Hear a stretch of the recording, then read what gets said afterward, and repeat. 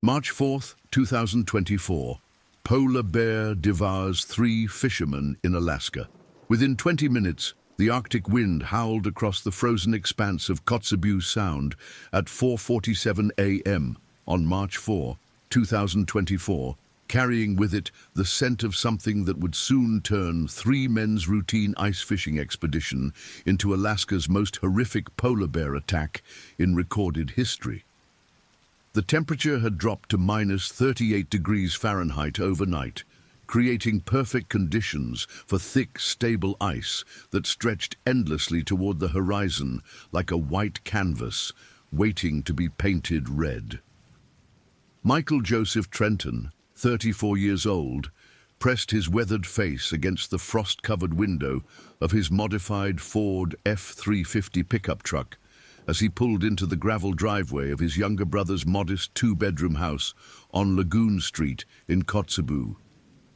The headlights cut through the pre-dawn darkness, illuminating the collection of fishing gear, snowmobiles, and Arctic survival equipment that had been meticulously organized the night before. Michael had been making this drive for the past 6 years, ever since he'd moved back to Alaska from his failed attempt at urban life in Anchorage, where he'd worked as a construction foreman until the 2018 economic downturn had left him jobless and bitter. Born and raised in Nome, Michael had learned to fish and hunt from his father, Robert Big Bob Trenton, a legendary subsistence hunter who had provided for his family of 7 children through decades of harsh Arctic winters. Michael's hands, now cracked and calloused from years of handling fishing lines in sub-zero temperatures, bore the same scars and weathering that had marked his father's hands. He stood 6 feet 2 inches tall, with the broad shoulders and thick chest of a man who had spent his entire adult life engaged in physical labor. His dark brown hair now showing streaks of premature gray at the temples, and his pale blue eyes holding the steady, cautious gaze of someone who understood the unforgiving nature of the Arctic environment. Inside the house, Jason William Trenton, 29 years old, was already awake and moving with the quiet efficiency of a man who had performed this same routine countless times before. Jason worked as a heavy equipment operator for the Northwest Arctic Borough, spending his days maintaining roads and clearing snow from municipal buildings. But his true passion lay in the traditional subsistence activities that connected him to his Inupiat heritage through his late mother, Sarah Kanguk Trenton, who had passed away from lung cancer 3 years earlier. Jason stood 5 feet 10 inches tall, with a more compact build than his older brother, his black hair worn in a traditional cut that honored his mother's ancestry, and his dark brown eyes reflecting both the warmth of someone who genuinely cared about his community and the hardened determination of a man who had learned to survive in one of the world's most challenging environments. The brothers had been planning this particular fishing expedition for over 2 months, carefully studying weather patterns, ice conditions, and the migration patterns of Arctic char and Arctic cod that move through the deeper waters of Kotzebue Sound during the late winter months. They had consulted with elders in the community, including 73-year-old Thomas Kanguk, Sarah's uncle, who had been fishing these waters for more than 5 decades and possessed an encyclopedic knowledge of ice safety, weather prediction, and the behavioral patterns of Arctic wildlife. Carl Franklin Dugan, 31 years old, lived in a small apartment above Kotzebue's only hardware store, where he worked as the assistant manager and unofficial expert on fishing and hunting equipment. Carl had moved to Alaska 7 years earlier from Bismarck, North Dakota, following the dissolution of his marriage to Rebecca Lynn Dugan, who had kept their house, their 2 children, and most of their shared possessions in the divorce settlement. Carl stood 5 feet 11 inches tall, with sandy brown hair that he wore longer than most local men, pale green eyes that seemed to constantly scan his surroundings with nervous energy, and a thin build that belied his surprising strength and endurance in harsh conditions. Carl had initially come to Alaska with romantic notions of living off the land and finding some kind of spiritual redemption in the wilderness. But the reality of Arctic life had quickly stripped away his illusions and replaced them with a deep respect for the environment's deadly potential. He had learned ice fishing from Michael and Jason during his second winter in Kotzebue, and over the years had developed into a skilled and cautious fisherman who understood the importance of preparation, communication, and constant vigilance when venturing onto the sea ice. The three men had established a pattern over the past 4 years of taking extended fishing trips during the late winter months, usually staying out on the ice for 3 to 5 days at a time, using portable shelters and camping equipment to extend their fishing opportunities and increase their chances of bringing home significant quantities of fish for their families and community members. These trips had become increasingly important as store-bought food prices in rural Alaska continued to rise, making subsistence activities not just culturally significant but economically essential for many families in the region.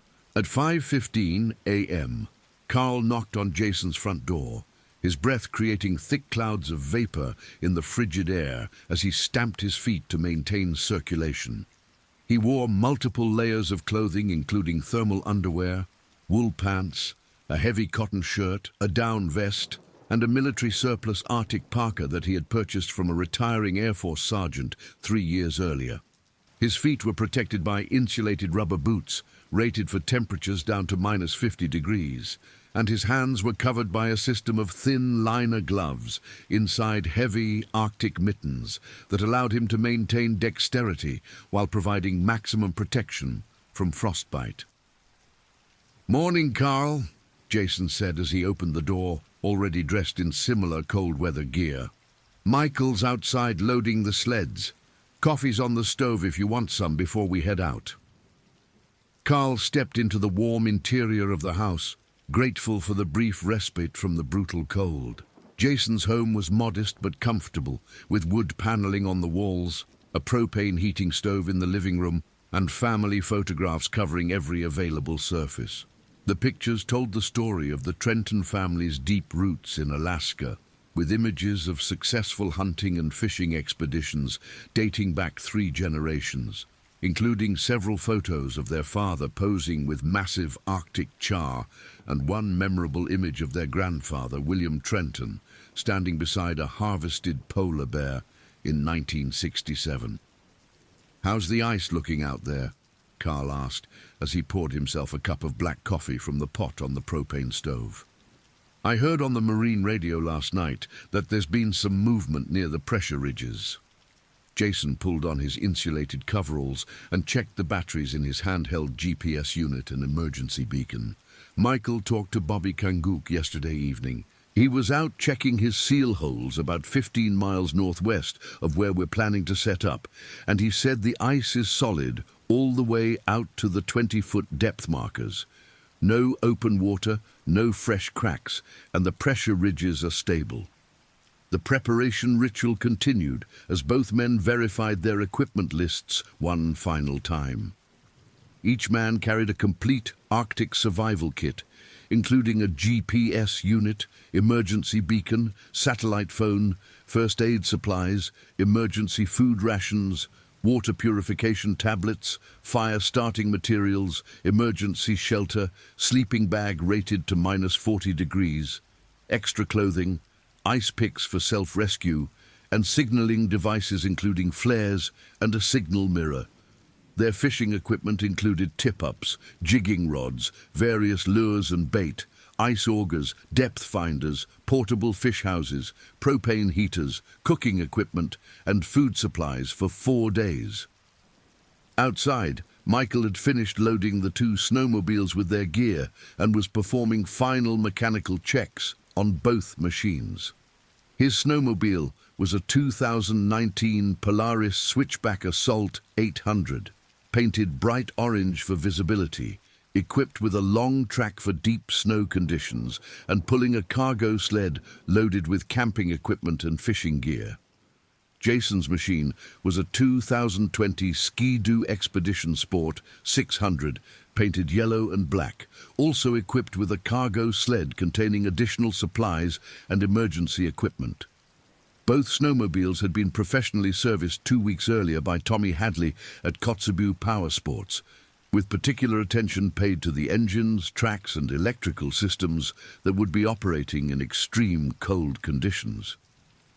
Michael had also installed additional LED lighting on both machines to improve visibility during the short daylight hours and potential emergency situations.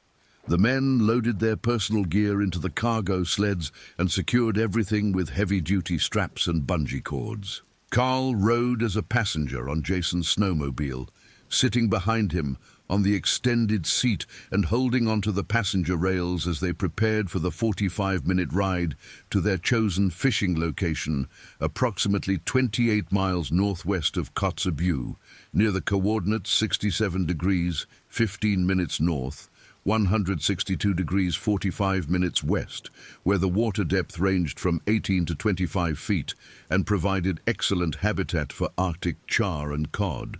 At 5:52 a.m., with the first pale hints of dawn beginning to appear on the eastern horizon, the small convoy left Jason's house and headed northwest through the sleeping town of Kotzebue.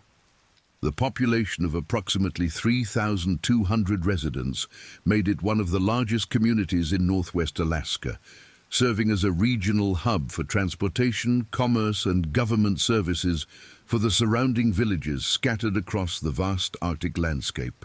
The snowmobile's headlights illuminated the familiar landmarks as they passed through town: the post office, the hospital, the school complex, the airport, and the various businesses and residences that comprised the community. The sound of their engines echoed off the buildings in the still morning air, a sound that was completely normal and unremarkable to the sleeping residents who were accustomed to the constant coming and going of snowmobiles, ATVs, and other vehicles necessary for transportation in a region where roads connected to the outside world did not exist. Once they cleared the town limits and reached the sea ice access point near the mouth of the Noatak River, Michael stopped both snowmobiles and gathered the other two men for a safety briefing that had become standard procedure for all their extended trips. Despite their years of experience and familiarity with Arctic conditions, Michael insisted on reviewing their safety protocols, emergency procedures, and communication schedules before venturing onto the sea ice. "Radio check every 2 hours on Channel 16. Michael said, his voice slightly muffled by the balaclava covering his face. "Emergency beacons are activated and registered with the Coast Guard. If we get separated for any reason, the rally point is the GPS coordinates for the old Research Station Foundation, approximately 12 miles northeast of our fishing spot." Jason checked his GPS unit and confirmed the coordinates. "Weather forecast is calling for light winds and temperatures between -30 and -35 through Wednesday.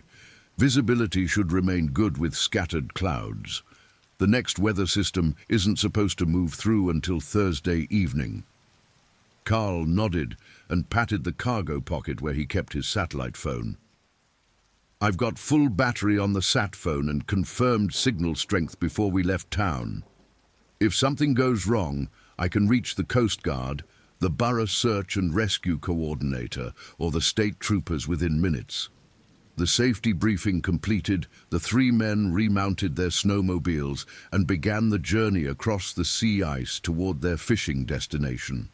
The transition from land to sea ice was marked by a subtle change in the terrain and the sound of the snowmobile tracks, as the relatively rough and uneven surface of the shoreline gave way to the smoother, more uniform surface of the frozen ocean. The sea ice stretched endlessly in all directions, broken only by occasional pressure ridges where the ice had buckled and heaved under the influence of tidal forces, wind and thermal expansion and contraction. These pressure ridges created natural landmarks and windbreaks, but also represented potential hazards that required careful navigation to avoid damage to the snowmobiles or injury to the riders. Michael, leading the convoy, followed a route that he had traveled many times before, using his GPS unit and natural landmarks to navigate, while avoiding the most dangerous areas of unstable ice and severe pressure ridges. The ice thickness in this area ranged from 18 inches to over 4 feet, more than adequate to support the weight of the snowmobiles and equipment. But Michael maintained constant vigilance for signs of stress fractures, open water, or other hazards that could appear without warning. The temperature at 6:30 a.m. was minus 36 degrees Fahrenheit, with light winds from the northwest at 8 to 10 miles per hour, creating a wind chill factor that made the effective temperature feel like minus 52 degrees. Despite their protective clothing and the slight warmth generated by the snowmobile engines, all three men were constantly aware of the need to monitor each other for signs of cold-related injuries, including frostbite, hypothermia, and decreased mental function that could lead to poor decision-making. As they traveled across the ice, the landscape around them remained largely uniform. White snow and ice extending to the horizon in all directions, broken only by the occasional pressure ridge or small ice formation created by wind and tidal action. The absence of trees, buildings, or other vertical landmarks created a sense of vastness and isolation that could be both beautiful and psychologically challenging for people unaccustomed to the Arctic environment. At 6:45 a.m., approximately 18 miles from Kotzebue, Michael stopped the convoy at a large pressure ridge that provided shelter from the wind and a convenient landmark for navigation. The pressure ridge, formed by the collision of two ice sheets, rose approximately 8 feet above the surrounding ice surface and extended for several hundred yards in a northeast-southwest direction. The formation provided an excellent windbreak and also served as a reference point for their GPS navigation. "Everything feeling good so far?" Michael asked as he removed his helmet and checked his passengers. The sound of his voice seemed to be absorbed by the vast emptiness surrounding them, creating an almost surreal sense of isolation and vulnerability. Jason nodded and flexed his fingers inside his gloves to maintain circulation. "No problems with the machine. Carl's doing fine back there. How much further to the fishing spot?" "About 10 miles, Michael replied, consulting his GPS unit and comparing their position to the waypoints he had programmed before leaving town.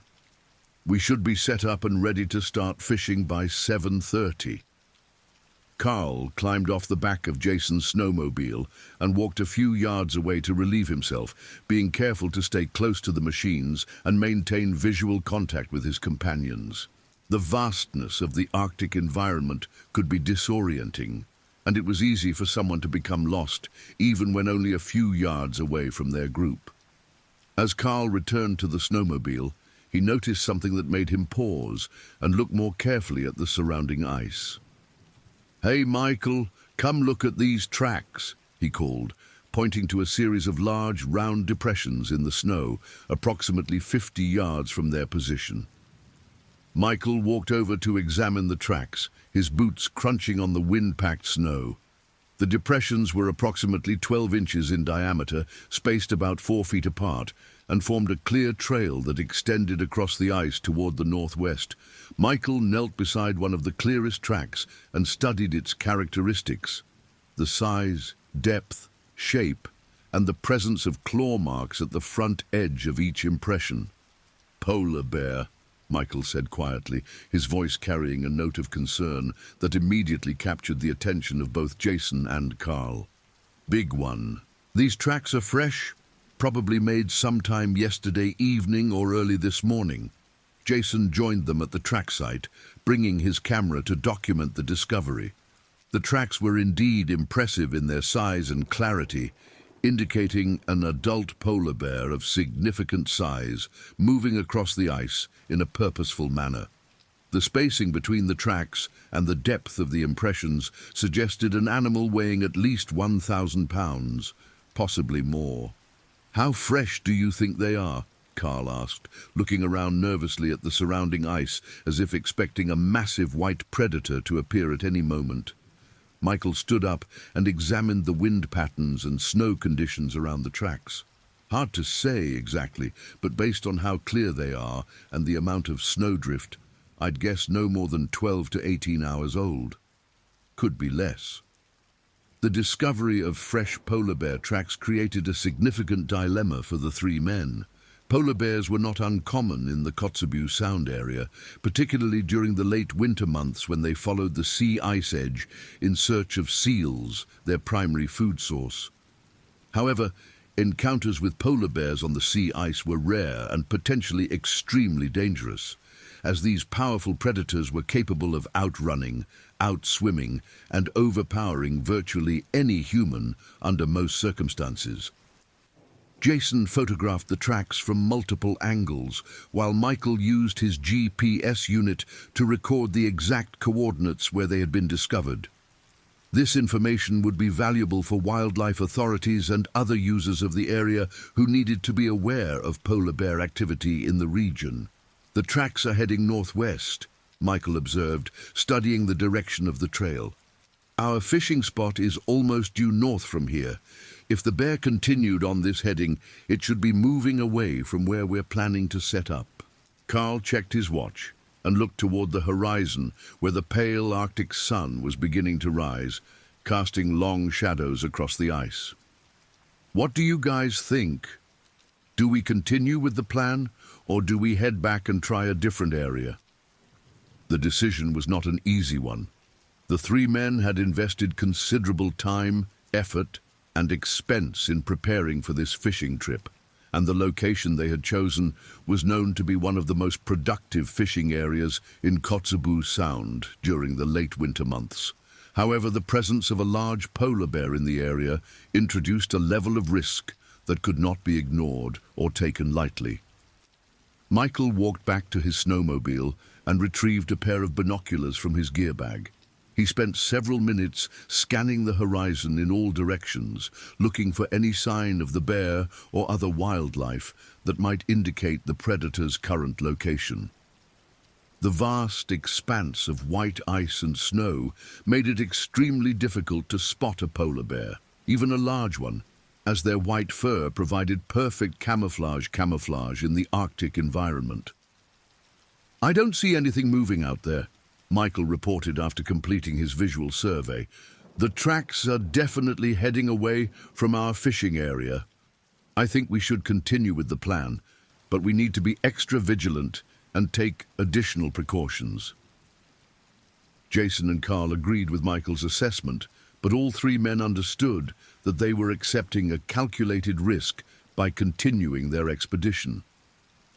They spent several minutes reviewing and reinforcing their safety procedures, with particular emphasis on maintaining constant awareness of their surroundings, staying close together, and being prepared to respond quickly to any sign of danger. The additional safety measures they implemented included designating one person to serve as a lookout at all times while the others were fishing, establishing a perimeter around their camp with early warning devices, carrying bear spray and flare guns in easily accessible locations, and agreeing to abandon their fishing activities immediately if any sign of polar bear activity was detected in their vicinity.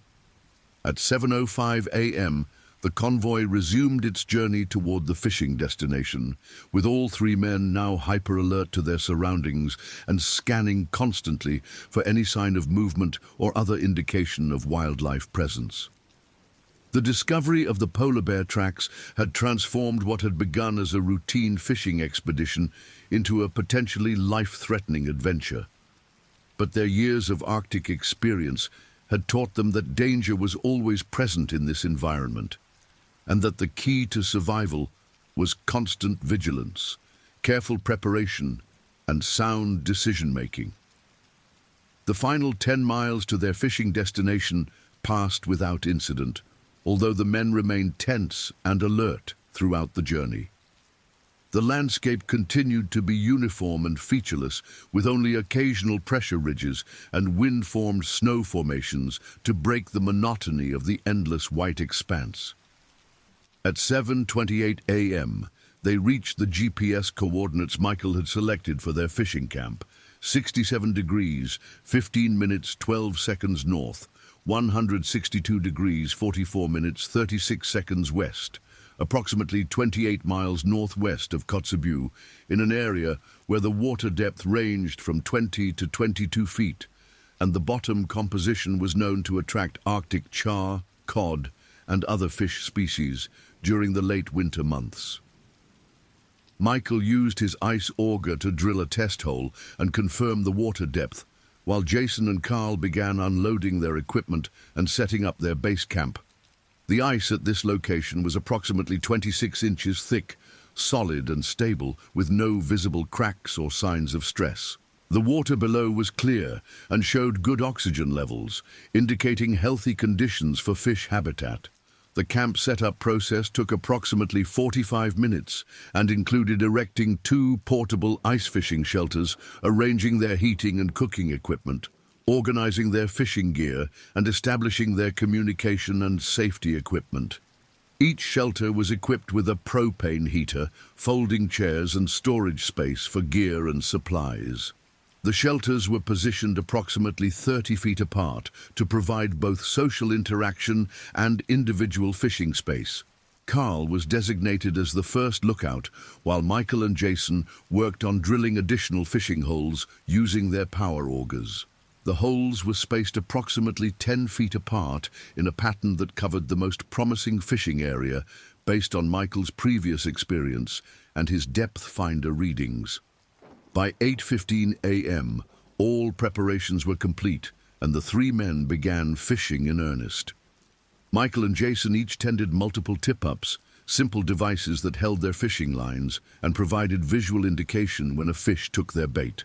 Carl used a jigging rod to actively fish through one of the holes, working various lures and bait presentations to attract fish.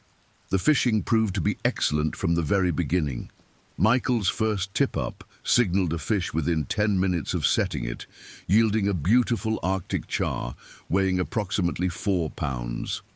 Jason's success came shortly afterward with a cod that weighed nearly 6 pounds, and Carl landed 2 smaller char within his first hour of jigging.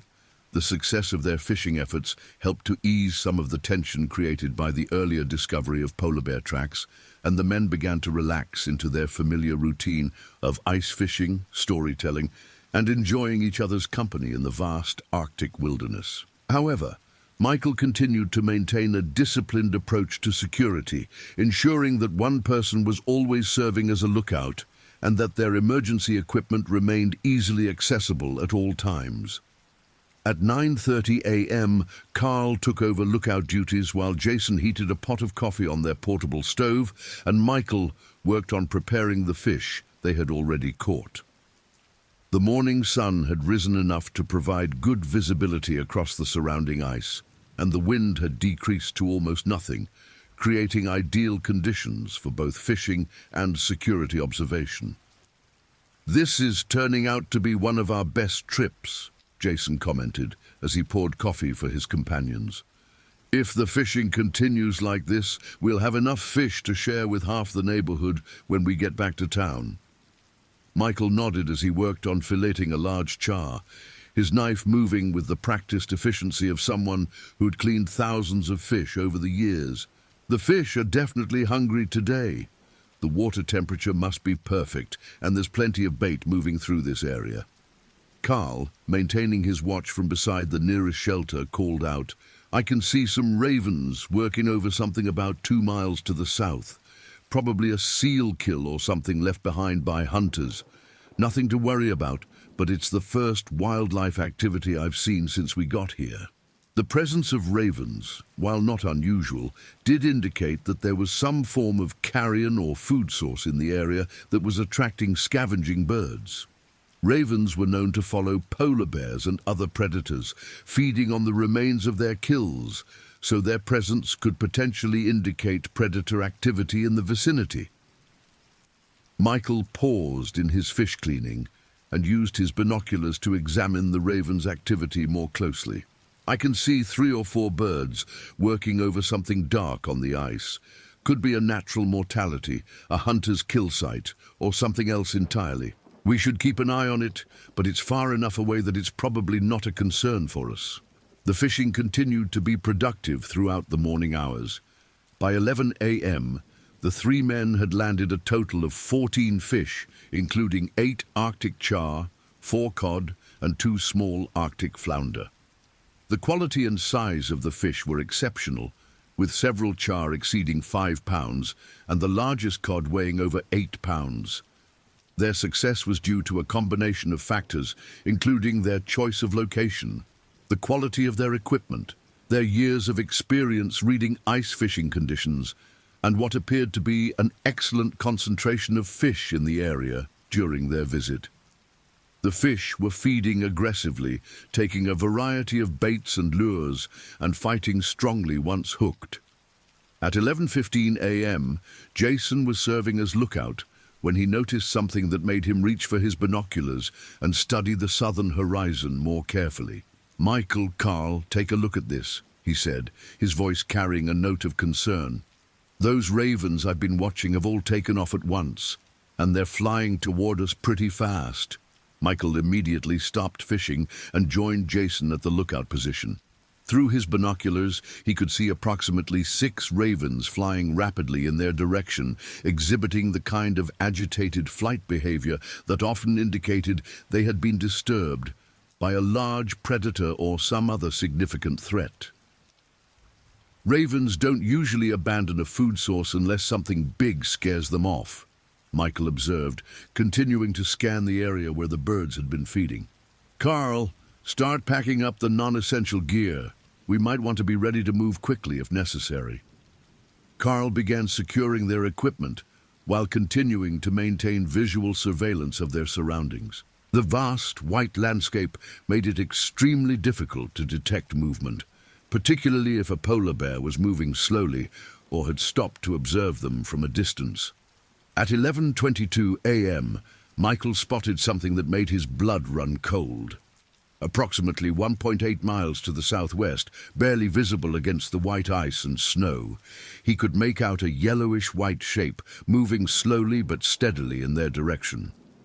The shape was too large and the wrong color to be a seal, too far from shore to be a caribou, and moving in a manner that was unmistakably predatory. "Polar bear," Michael said quietly, his voice steady despite the adrenaline that was beginning to flood his system. "Big one, moving toward us from the southwest, distance approximately 1.8 miles. Jason and Carl immediately joined him with their own binoculars, confirming the sighting and beginning to assess their options for response. The bear appeared to be moving at a steady walking pace, stopping occasionally to test the air with its nose, clearly following their scent trail or investigating their presence on what the animal probably considered to be its territory. "How much time do we have?" Carl asked, his voice betraying the nervousness that all 3 men were now feeling. Michael calculated quickly, drawing on his knowledge of polar bear behavior and movement capabilities.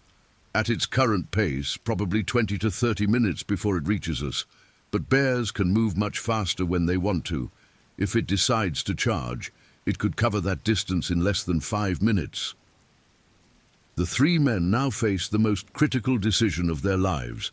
They had several options, each carrying significant risks and potential consequences.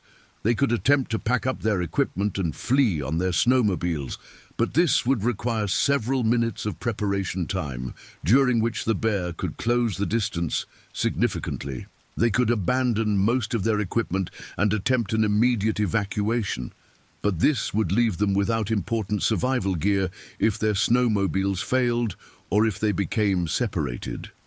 They could stand their ground and attempt to deter the bear using noise, flares, and bear spray, but this strategy relied on the bear choosing to avoid confrontation rather than pressing its investigation.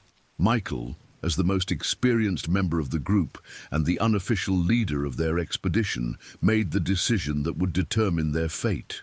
"We're going to pack the essential survival gear only and get ready to move," Keep the bear spray and flare guns handy. If it gets within half a mile, we're leaving everything else behind and getting out of here."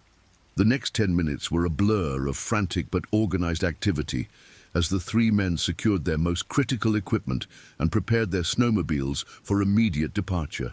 They prioritized their survival gear, emergency communications equipment, and basic fishing equipment while abandoning their portable shelters, most of their food supplies, and the bulk of their fishing gear.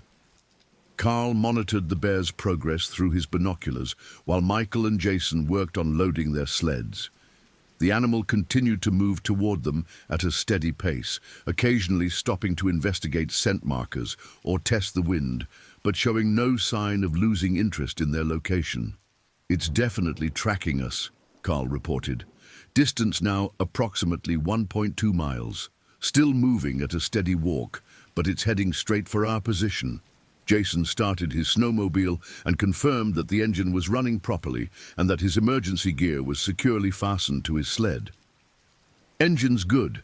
GPS is working. Emergency beacon is active. Carl, you ready to ride?" Carl secured his binoculars and climbed onto the back of Jason's snowmobile, positioning himself so that he could continue to observe the bear's approach while they traveled. "Ready. Michael, what's our route out of here?" Michael consulted his GPS unit and identified the fastest route back toward Kotzebue that would avoid the most dangerous pressure ridges and areas of unstable ice. "We'll head southeast toward the old weather station remains, then follow the coast back to town. That route keeps us away from the worst ice conditions and gives us multiple escape routes if we run into problems."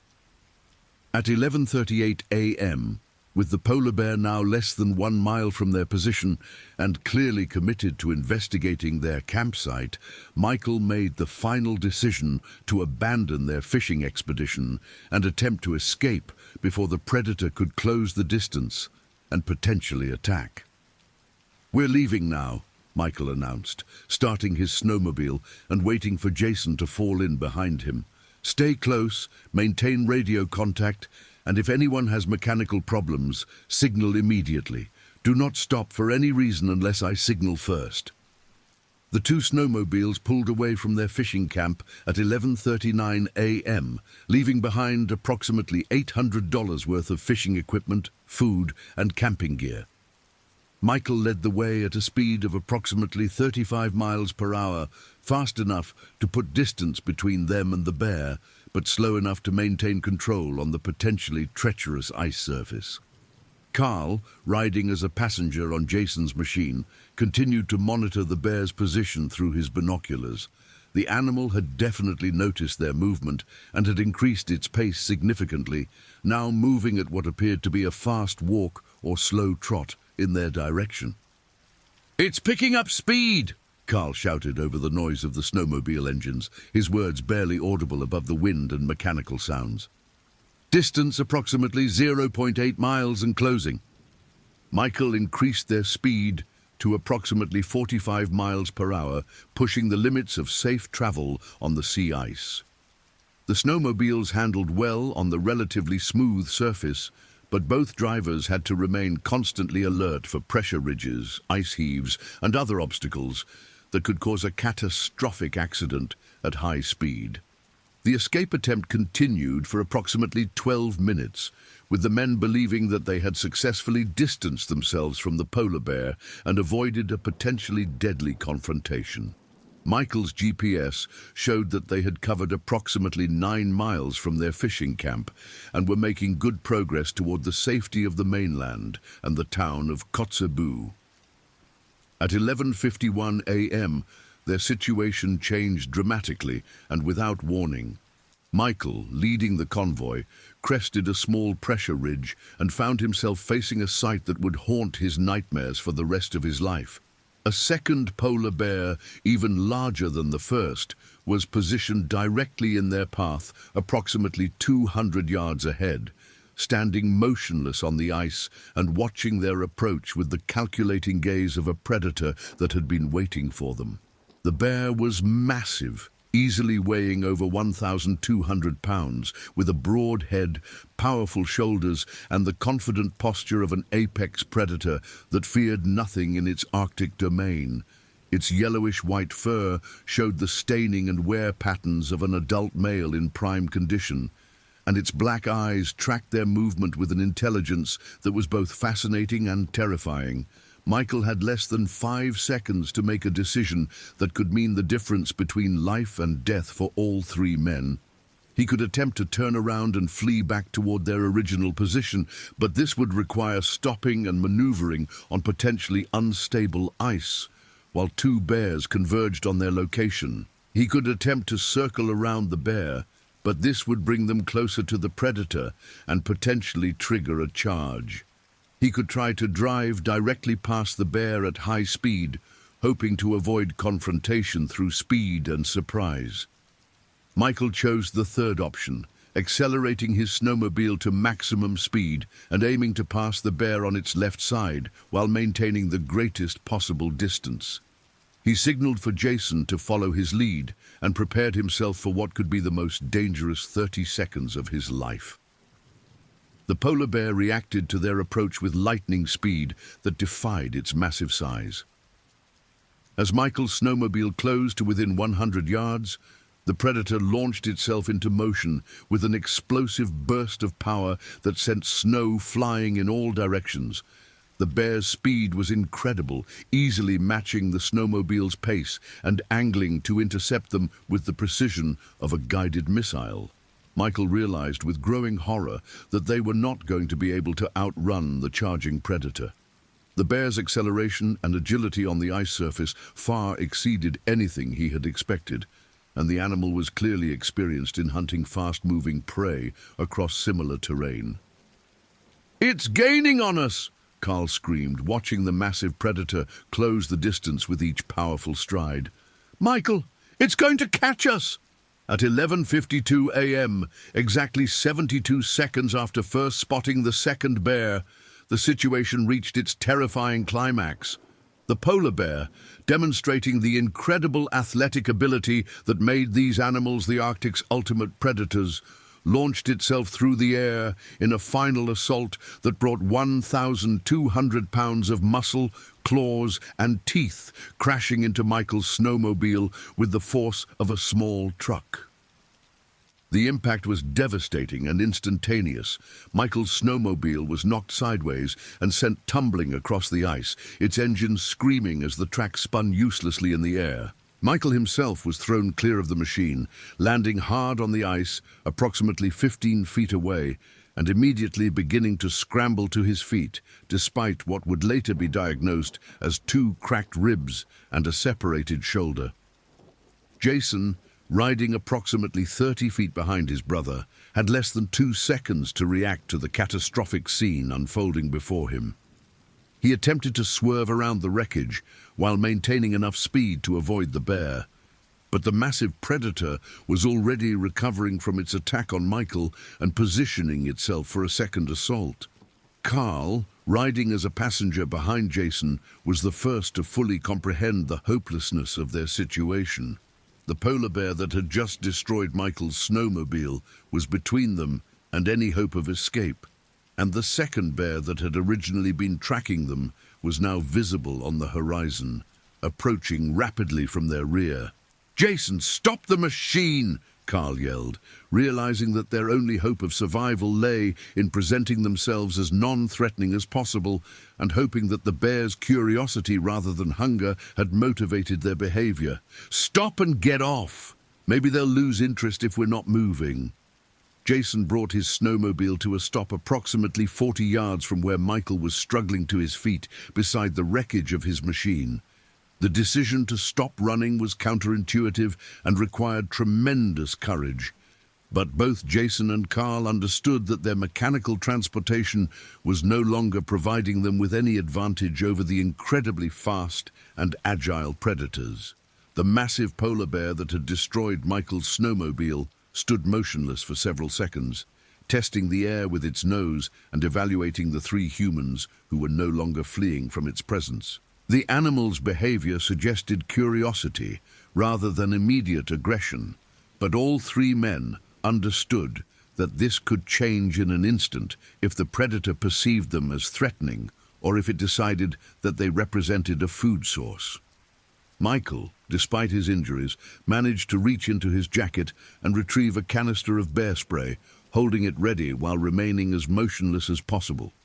The spray had an effective range of approximately 25 feet and could potentially deter a bear attack if used properly, but it would be effective for only a few seconds and would be useless if the wind conditions were not favorable. "Nobody move," Michael called to his companions, his voice steady despite the excruciating pain in his shoulder and ribs. "Let it make the first move. If it charges, use the bear spray and flares, then try to get behind the snowmobile." The standoff continued for approximately 90 seconds, with the massive predator studying the three men while they remained as motionless as possible despite their terror and the extreme cold that was beginning to penetrate their bodies as adrenaline wore off. The bear's body language suggested curiosity and caution rather than immediate aggression, but its sheer size and power made it clear that any confrontation would end badly for the humans. At 11:54 a.m., the situation deteriorated further as the second polar bear, the one that had originally been tracking them from their fishing camp, crested a nearby pressure ridge and came into full view approximately 300 yards away. This bear was slightly smaller than the first, probably a large female, but was moving with obvious determination toward the scene of the confrontation. The presence of two polar bears created an exponentially more dangerous situation. While a single bear might lose interest and move away from a non-threatening encounter, two bears could potentially stimulate each other's predatory behavior and transform curiosity into aggression. Additionally, if one bear was a female with cubs nearby, or if the bears were competing for territory or food resources, their behavior could become unpredictable and violent. Carl slowly reached for his satellite phone, moving carefully to avoid triggering a charge from the nearby predator. His hands were shaking from cold and fear, making it difficult to operate the device's small buttons, but he managed to activate the emergency beacon and begin transmitting a distress signal that would alert rescue authorities to their location and situation. The satellite phone's GPS coordinates showed their position as 67 degrees 12 minutes, 18 seconds north, 162 degrees 41 minutes, 42 seconds west, approximately 25 miles northwest of Kotzebue on sea ice, in an area that would be extremely difficult for conventional rescue vehicles to reach. Any rescue operation would require helicopters or specialized Arctic vehicles, and would be complicated by the presence of two large polar bears and deteriorating weather conditions. Jason, still positioned beside his snowmobile, slowly reached for his emergency flare gun while keeping his eyes fixed on the nearest bear. The flare gun could potentially be used as a deterrent if the bears decided to attack, but it would be effective only at close range and would provide just a single shot before requiring reloading. The first polar bear, apparently having completed its initial assessment of the situation, began to move slowly toward Michael's position, its massive paws silent on the snow-covered ice. The animal's movement was deliberate and confident, showing no sign of fear or hesitation as it approached the injured human.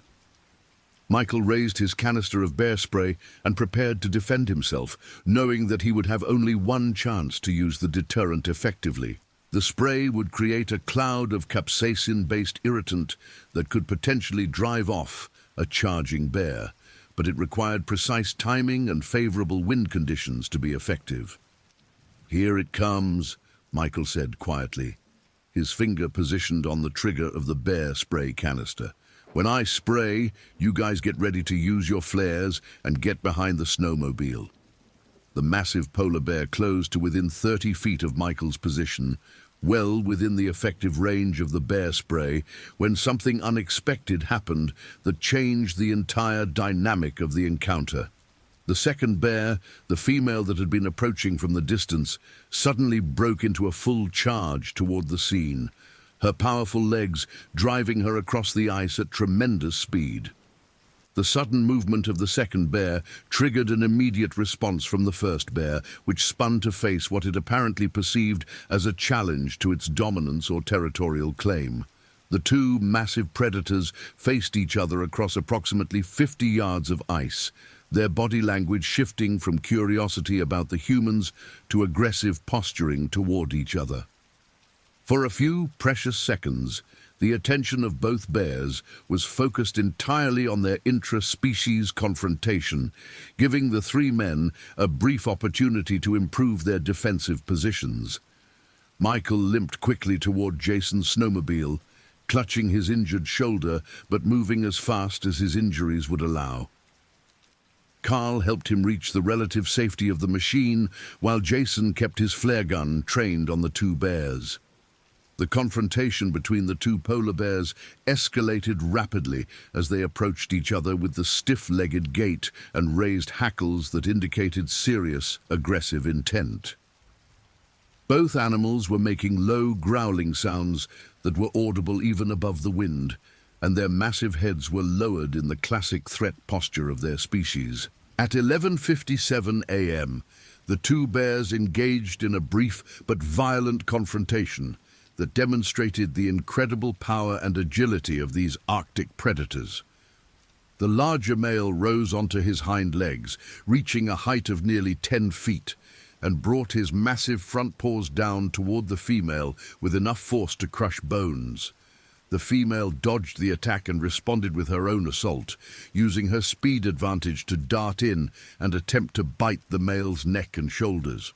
The battle lasted approximately 45 seconds and ended with the smaller female retreating approximately 100 yards and the larger male establishing dominance over the immediate area.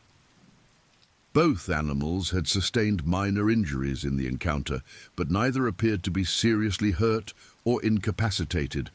However, the brief distraction provided by the bear-on-bear confrontation had given the three men enough time to organize their defense and attempt to signal for help.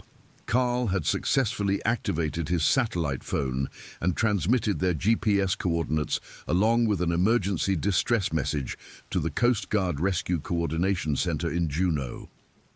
The message indicated their location, the presence of polar bears, and the urgent need for immediate rescue assistance.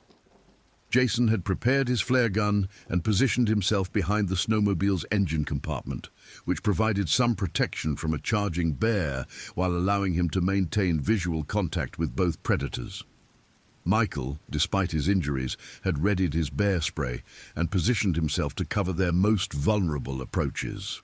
The dominant male polar bear, having established its territorial claim through the confrontation with the female, now turned its attention back to the three humans. The animal's behavior suggested that its curiosity about these unusual visitors to its domain had not been satisfied, and it began to approach their position once again with the confident stride of a predator that feared nothing in its environment. At 11:59 a.m., exactly 20 minutes after the initial bear sighting and 18 minutes since the first attack on their snowmobiles, the situation reached its final and most terrifying phase. The massive male polar bear, weighing over 1,200 pounds and standing nearly 4 feet tall at the shoulder, began a deliberate approach toward the three men who were clustered around Jason's snowmobile in a defensive formation. The bear's approach was methodical and confident, showing none of the caution or uncertainty that might indicate the animal could be deterred through non-violent means. Its black eyes were fixed on the humans with an intensity that suggested predatory intent rather than mere curiosity, and its body language indicated a predator that had made the decision to investigate these potential prey items at close range. Michael made the decision that would determine whether any of them would survive the next few minutes. "Jason, start the snowmobile. Carl, get ready to jump on. We're making one last run for it." Jason turned the ignition key, and the engine started immediately, filling the Arctic air with the sound of mechanical power that represented their only hope of escape from the approaching predator. Carl positioned himself to leap onto the back of the machine, while Michael prepared to climb onto the cargo sled, despite his injuries. The sound of the snowmobile engine triggered an immediate response from the polar bear, which broke into a charge that demonstrated the incredible speed and power that made these animals the Arctic's most feared predators. The bear's acceleration was explosive, covering the first 20 yards in less than 3 seconds and closing the distance to the humans with terrifying efficiency. "Go! Go! Go!" Michael screamed as he threw himself onto the cargo sled while Jason throttled the snowmobile to maximum power. The machine lurched forward, with Carl clinging to the passenger seat and Michael holding desperately to the cargo straps despite his injured shoulder. The polar bear's charge brought it within 10 feet of the fleeing snowmobile before the machine's speed advantage finally began to tell. The massive predator continued its pursuit for approximately 200 yards, maintaining a pace that nearly matched the snowmobile's speed across the ice, before finally breaking off the chase and stopping to watch the humans escape. Jason maintained maximum speed for over 2 miles before finally reducing their pace and allowing the other 2 men to regain secure positions on the snowmobile. All 3 were breathing heavily from adrenaline and exertion, and Michael was struggling to maintain consciousness due to his injuries and the extreme cold. "Is everyone okay?" Jason called over the sound of the engine. "Michael, how are you holding up?" Michael's response was weak but audible. "Shoulders messed up, ribs hurt, but I'm okay. Keep heading toward town. Don't stop until we're off the ice." Carl checked his satellite phone and confirmed that their distress signal was still transmitting and that rescue authorities had acknowledged their emergency. "Coast Guard received our mayday. They're launching helicopters from Nome and requesting assistance from the local search and rescue coordinator, ETA, approximately 45 minutes. The escape continued across the sea ice toward the safety of Kotzebue, with all 3 men constantly scanning their surroundings for any sign of pursuing bears. The vast white landscape that had seemed beautiful and peaceful just a few hours earlier now appeared hostile and threatening, filled with potential hiding places for predators and obstacles that could disable their snowmobile and leave them stranded. At 12:18 p.m., approximately 19 minutes after their final escape from the polar bears, Jason's snowmobile developed mechanical problems that would seal the fate of all 3 men. The engine began running roughly and losing power, forcing Jason to reduce their speed significantly and eventually bringing them to a complete stop approximately 15 miles from Kotzebue. Initial diagnosis of the mechanical problem suggested that ice had formed in the fuel system, a common issue in extreme cold conditions that could potentially be resolved with proper tools and sufficient time. However, the repair would require at least 30 minutes of work in exposed conditions, and all 3 men understood that they were still within the hunting range of the polar bears they had just escaped. Michael, despite his injuries, insisted on attempting the repair, while Jason and Carl maintained security watch. The repair kit included fuel line antifreeze, spare fittings, and the tools necessary to clear ice blockages from the fuel system, but the work required removing gloves and exposing hands to temperatures that could cause frostbite within minutes. Carl established communication with the Coast Guard helicopters that were en route to their location, providing updated GPS coordinates and information about their mechanical difficulties. The helicopter's estimated arrival time was still 28 minutes, assuming favorable weather conditions and no further complications. At 12:31 p.m., while Michael was working on the snowmobile repair and Jason was serving as lookout, Carl spotted movement on the southern horizon that made his blood freeze. The 2 polar bears, apparently following their scent trail or tracking them through some other means, had resumed their pursuit and were now visible approximately 2 miles away, moving steadily toward their disabled position. "They're back," Carl announced, his voice carrying the despair that all three men were feeling. "Both bears, about 2 miles south, heading straight for us." Michael looked up from his repair work, his hands numb from cold, and his face showing the strain of working with serious injuries in extreme conditions. "How much time do we have?" Carl calculated quickly, based on the bear's apparent speed and the distance involved. "Maybe 15 to 20 minutes at their current pace, less if they decide to run." Jason made the decision that probably saved their lives, at least temporarily. "Michael, forget the repair. We're abandoning the snowmobile and walking toward the helicopter landing zone. At least we'll be moving toward rescue instead of sitting here waiting to be killed." The three men quickly gathered their most essential survival equipment, including GPS units, emergency beacons, flare guns, bear spray, emergency food, water, and first aid supplies. They left behind their fishing equipment, most of their camping gear, and approximately $3,000 worth of snowmobiles and related equipment.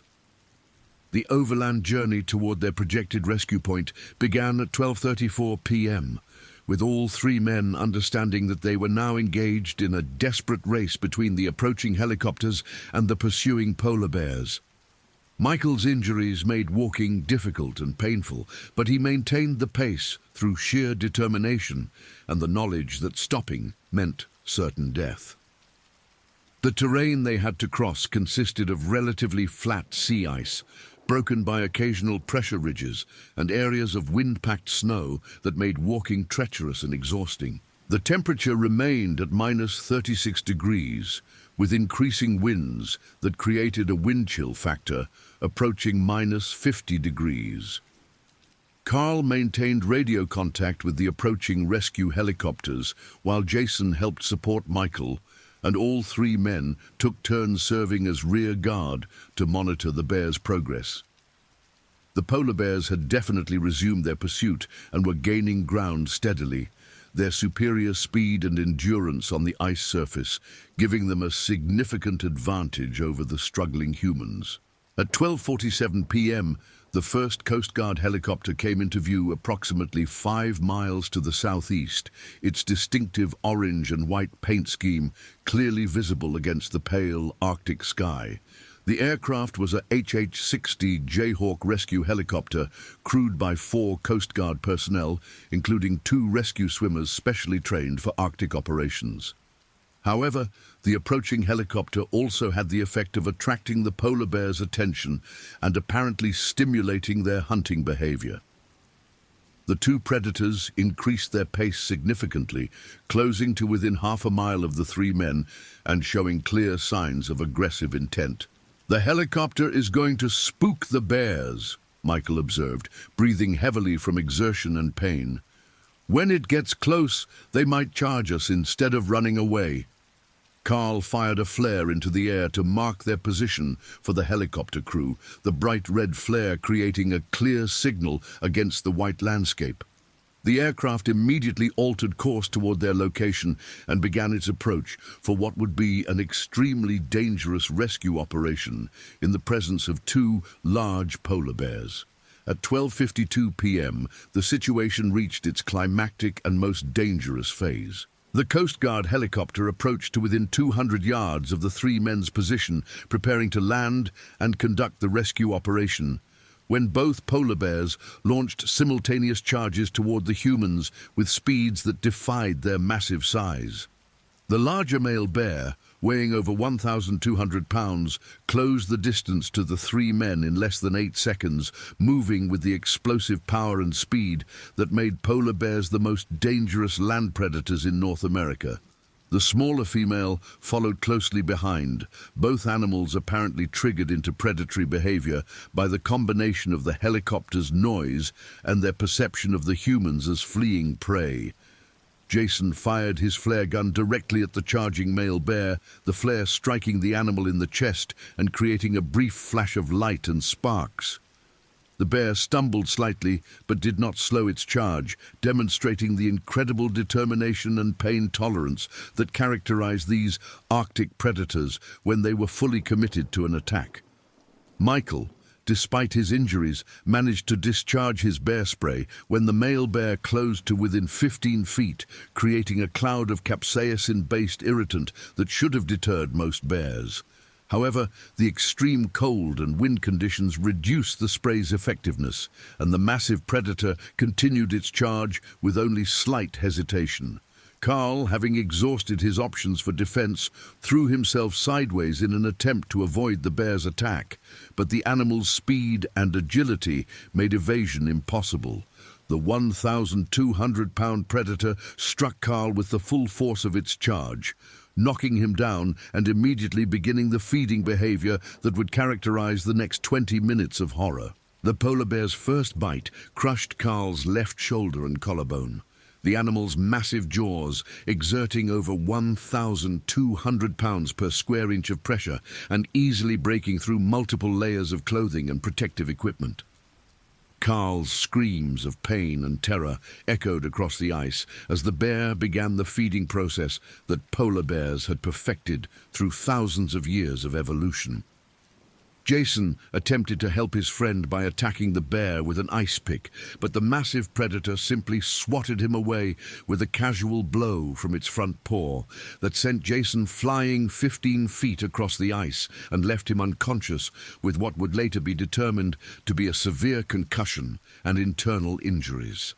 Michael, operating on pure adrenaline despite his own injuries, continued to spray the bear with the remaining contents of his bear spray canister while screaming for help from the helicopter crew.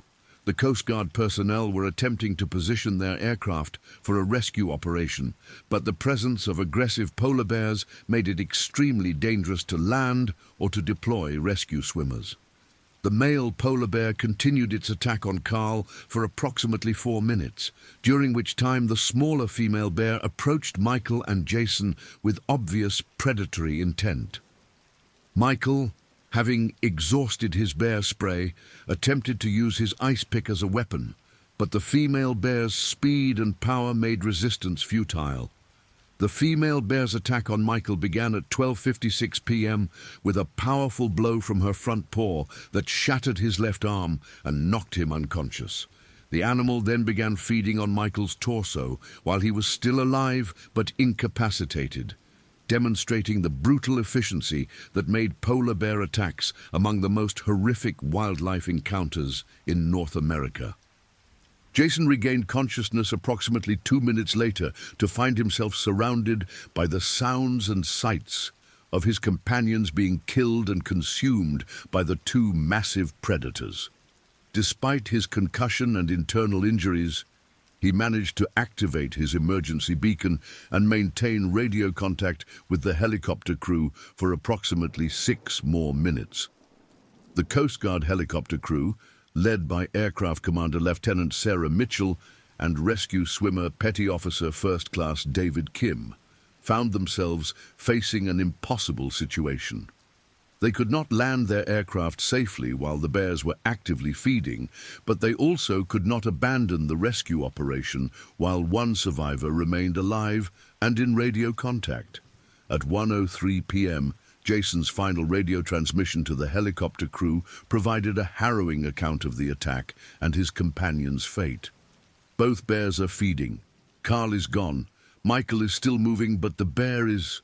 Oh God, it's horrible. I think my ribs are broken. The big one is coming toward me now. Tell our families we fought. Tell them we didn't give up. Jason's transmission ended at 1:04 p.m. when the large male polar bear, having finished feeding on Carl, approached his position with bloody jaws and the confident gait of a predator that had learned to associate humans with food.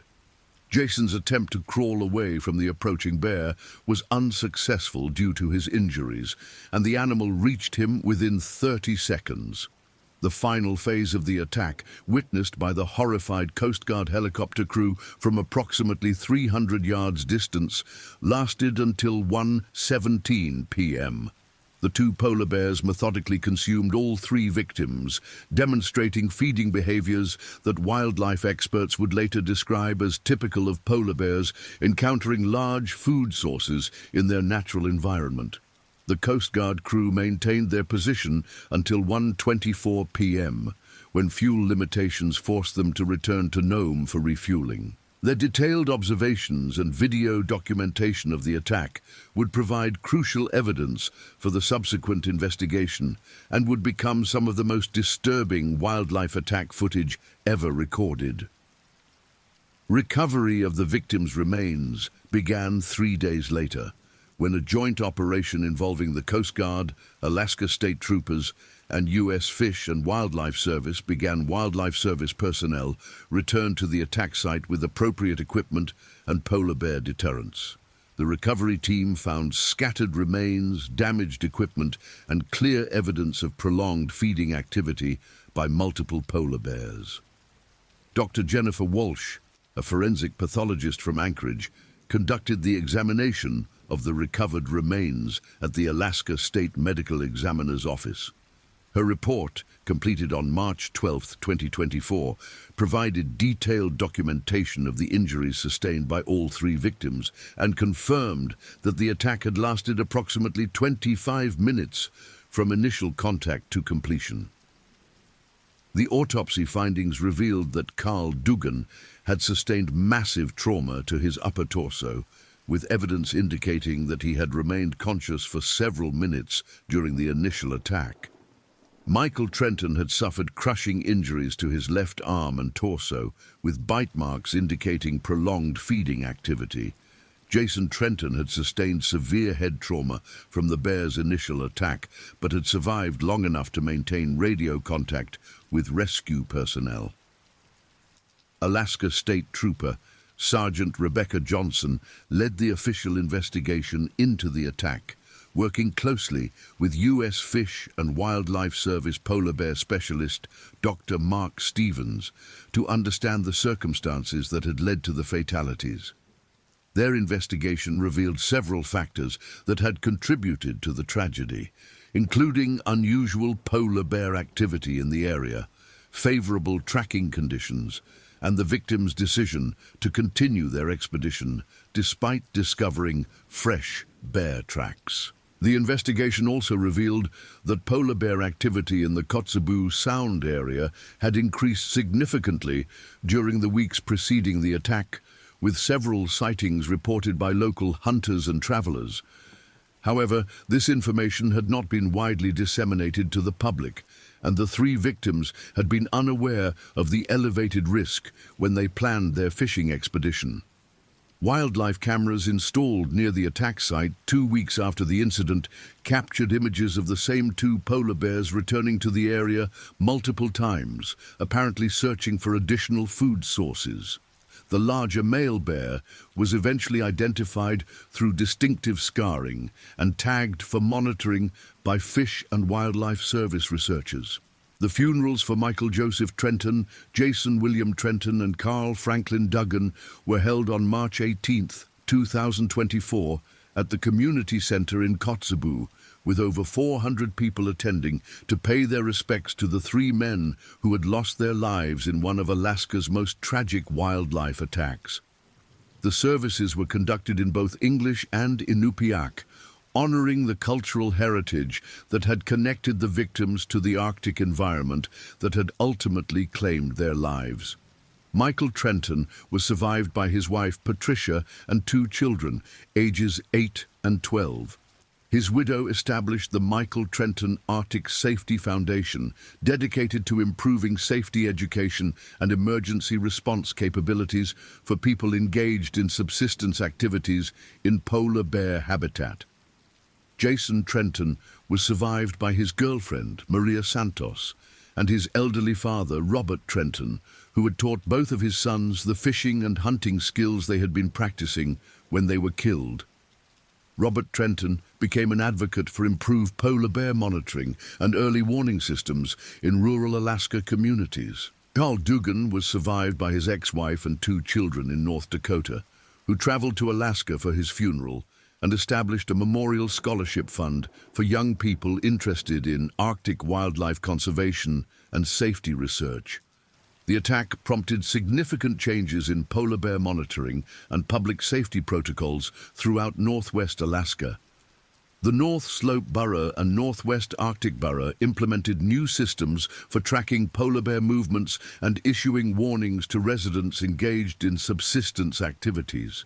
The Coast Guard enhanced its Arctic rescue capabilities with additional helicopter resources stationed in Nome and improved cold weather training for rescue personnel. The agency also developed new protocols for conducting rescue operations in the presence of dangerous wildlife.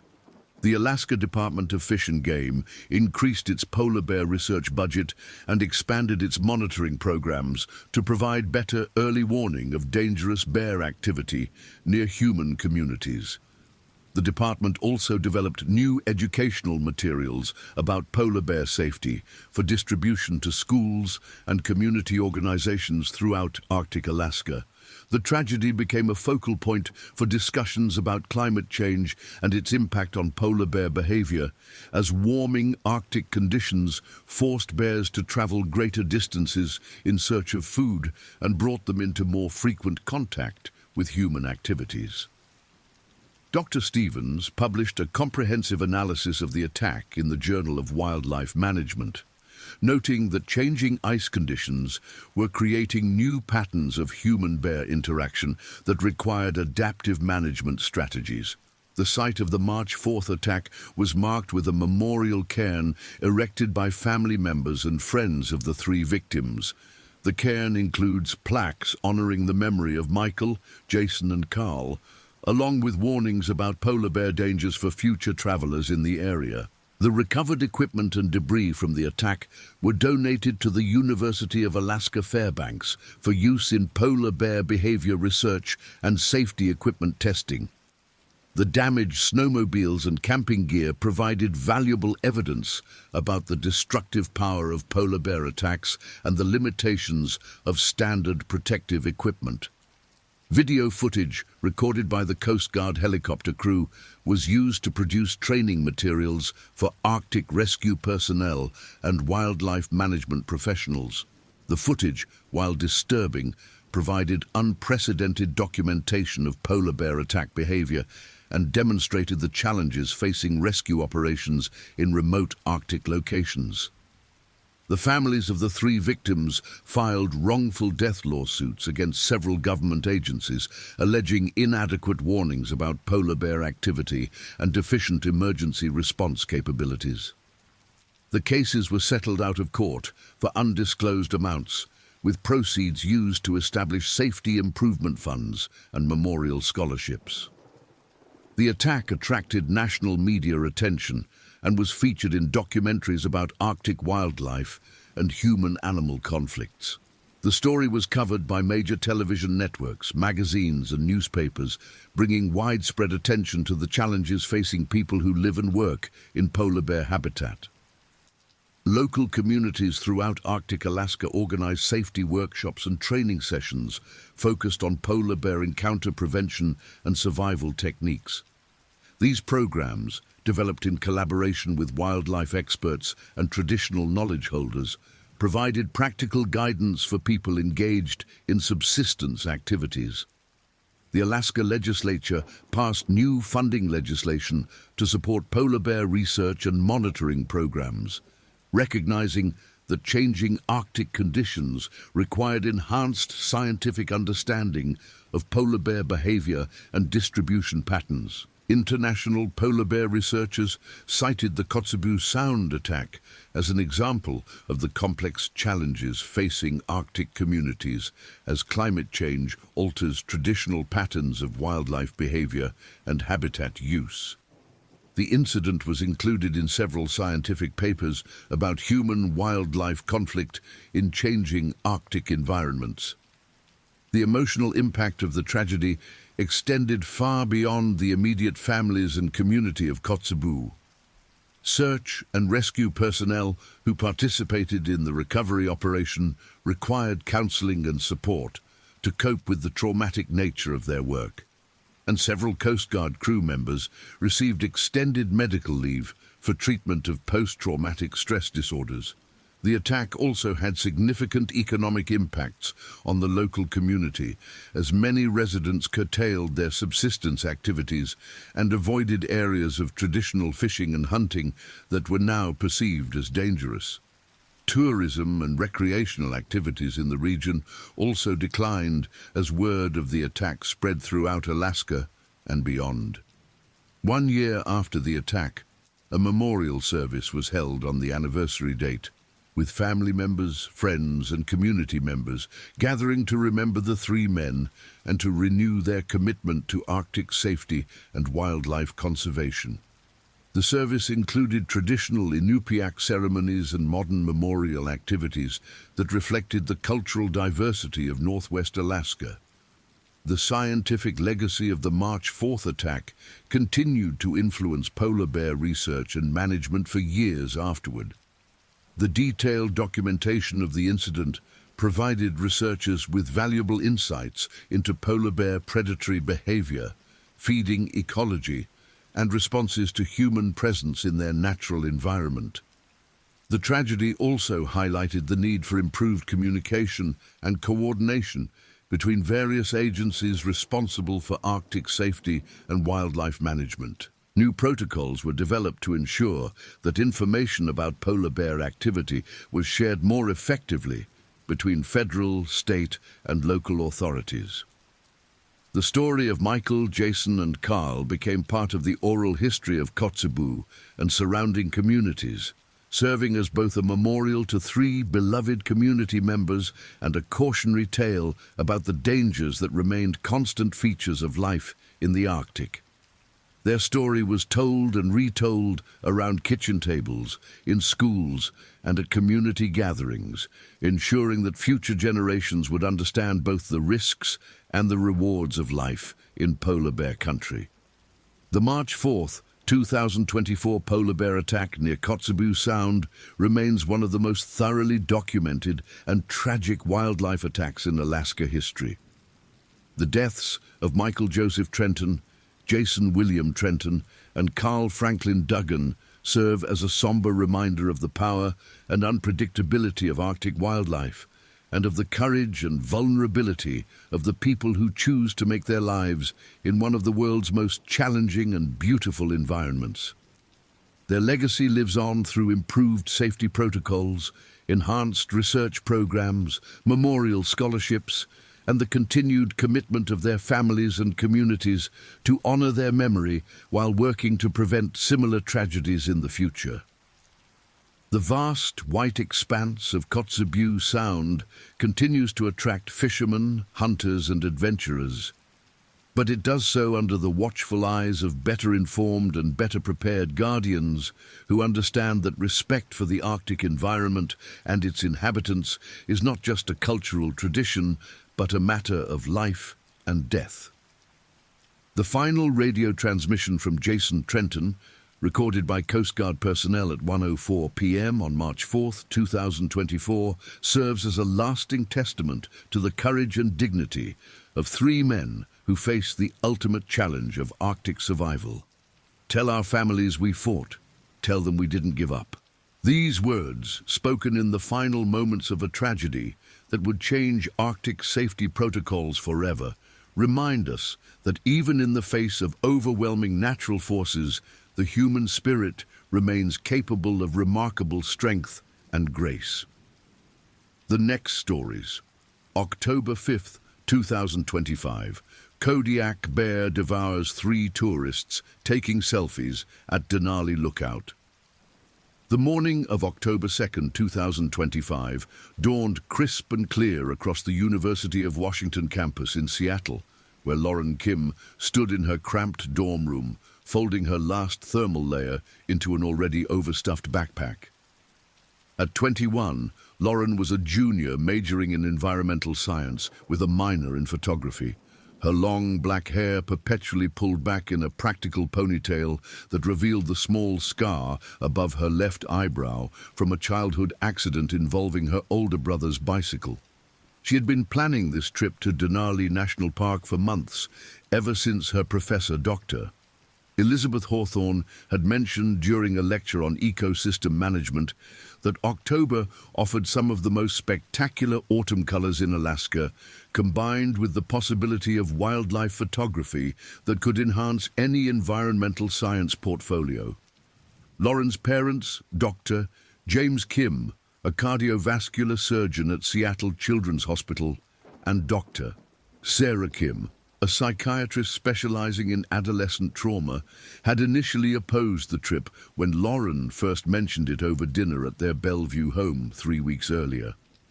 "Alaska in October," her mother had said, setting down her chopsticks and fixing Lauren with the concerned expression that had become familiar since Lauren declared her major.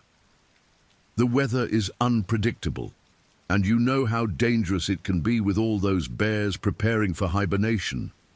But Lauren had persisted, showing them the carefully researched itinerary she had developed with her two closest friends from high school, Marcus Bell and Fiona O'Donnell, both of whom attended different universities, but remained part of their tight-knit trio that had formed during their sophomore year at Roosevelt High School in Seattle.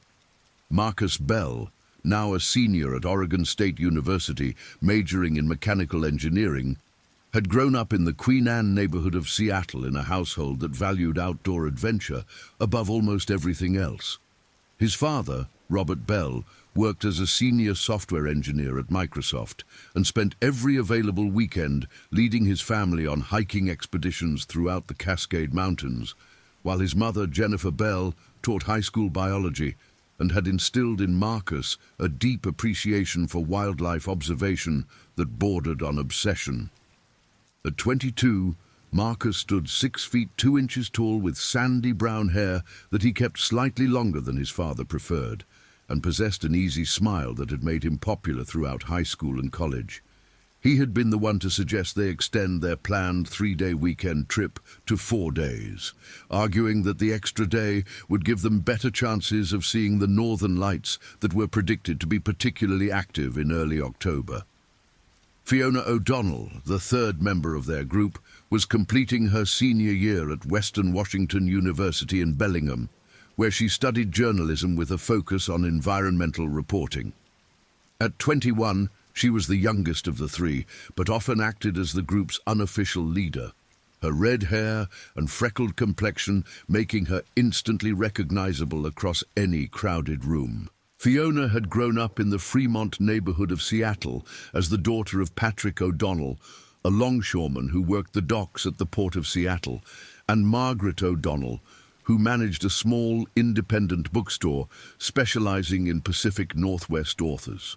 The O'Donnell household had always been filled with books, maps, and stories of adventure, and Fiona had developed early on a passion for documenting the natural world through both written word and photography, carrying with her everywhere a professional-grade Canon EOS R5 camera that she had saved 2 summers of waitressing tips to purchase. The three friends had maintained their close friendship despite attending different universities, meeting regularly during school breaks, and maintaining a group chat they had nicknamed the Wilderness Warriors, after a particularly successful camping trip to Olympic National Park during the summer between their sophomore and junior years of college. Their shared love of outdoor adventure and wildlife photography had become the foundation of their friendship, with each bringing different skills to their expeditions.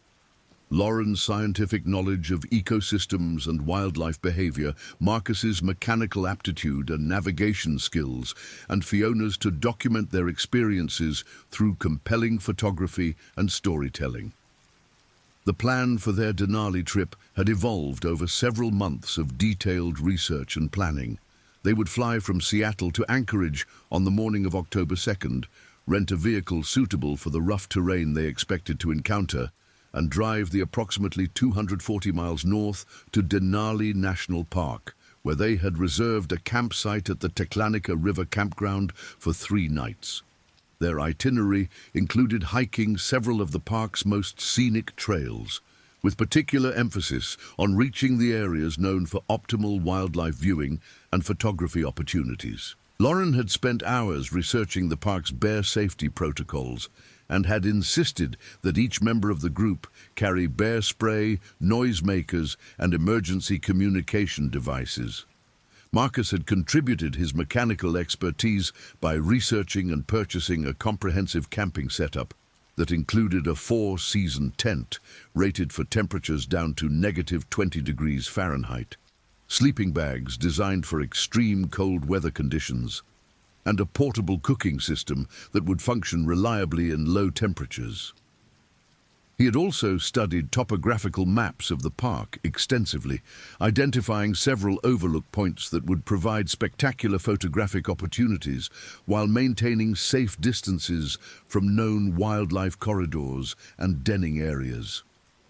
Fiona had taken responsibility for researching the permits and regulations required for their visit, discovering that while the park remained open year-round, many services were reduced or eliminated after the end of September, meaning they would need to be completely self-sufficient during their stay.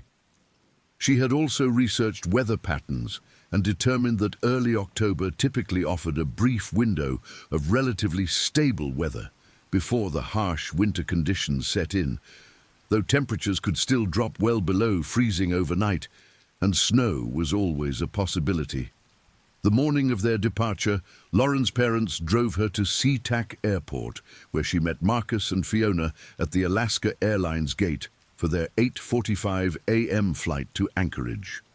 The flight passed uneventfully, with the three friends reviewing their plans and checking their equipment one final time, while watching the Pacific Northwest landscape give way to the vast wilderness of British Columbia and then the dramatic peaks of Alaska.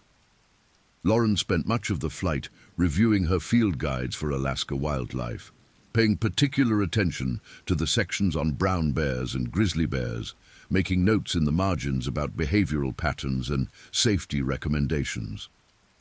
They landed in Anchorage at 11:30 a.m. local time, collected their luggage and camping equipment, and took a taxi to the rental car location where Marcus had reserved a Ford F-150 pickup truck with four-wheel drive capability.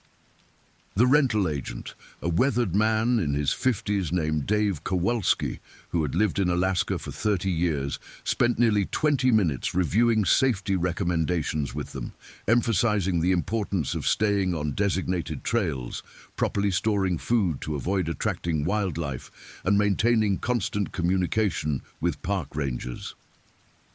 "October's a tricky time up there," Kowalski had warned them, his expression serious as he handed over the keys.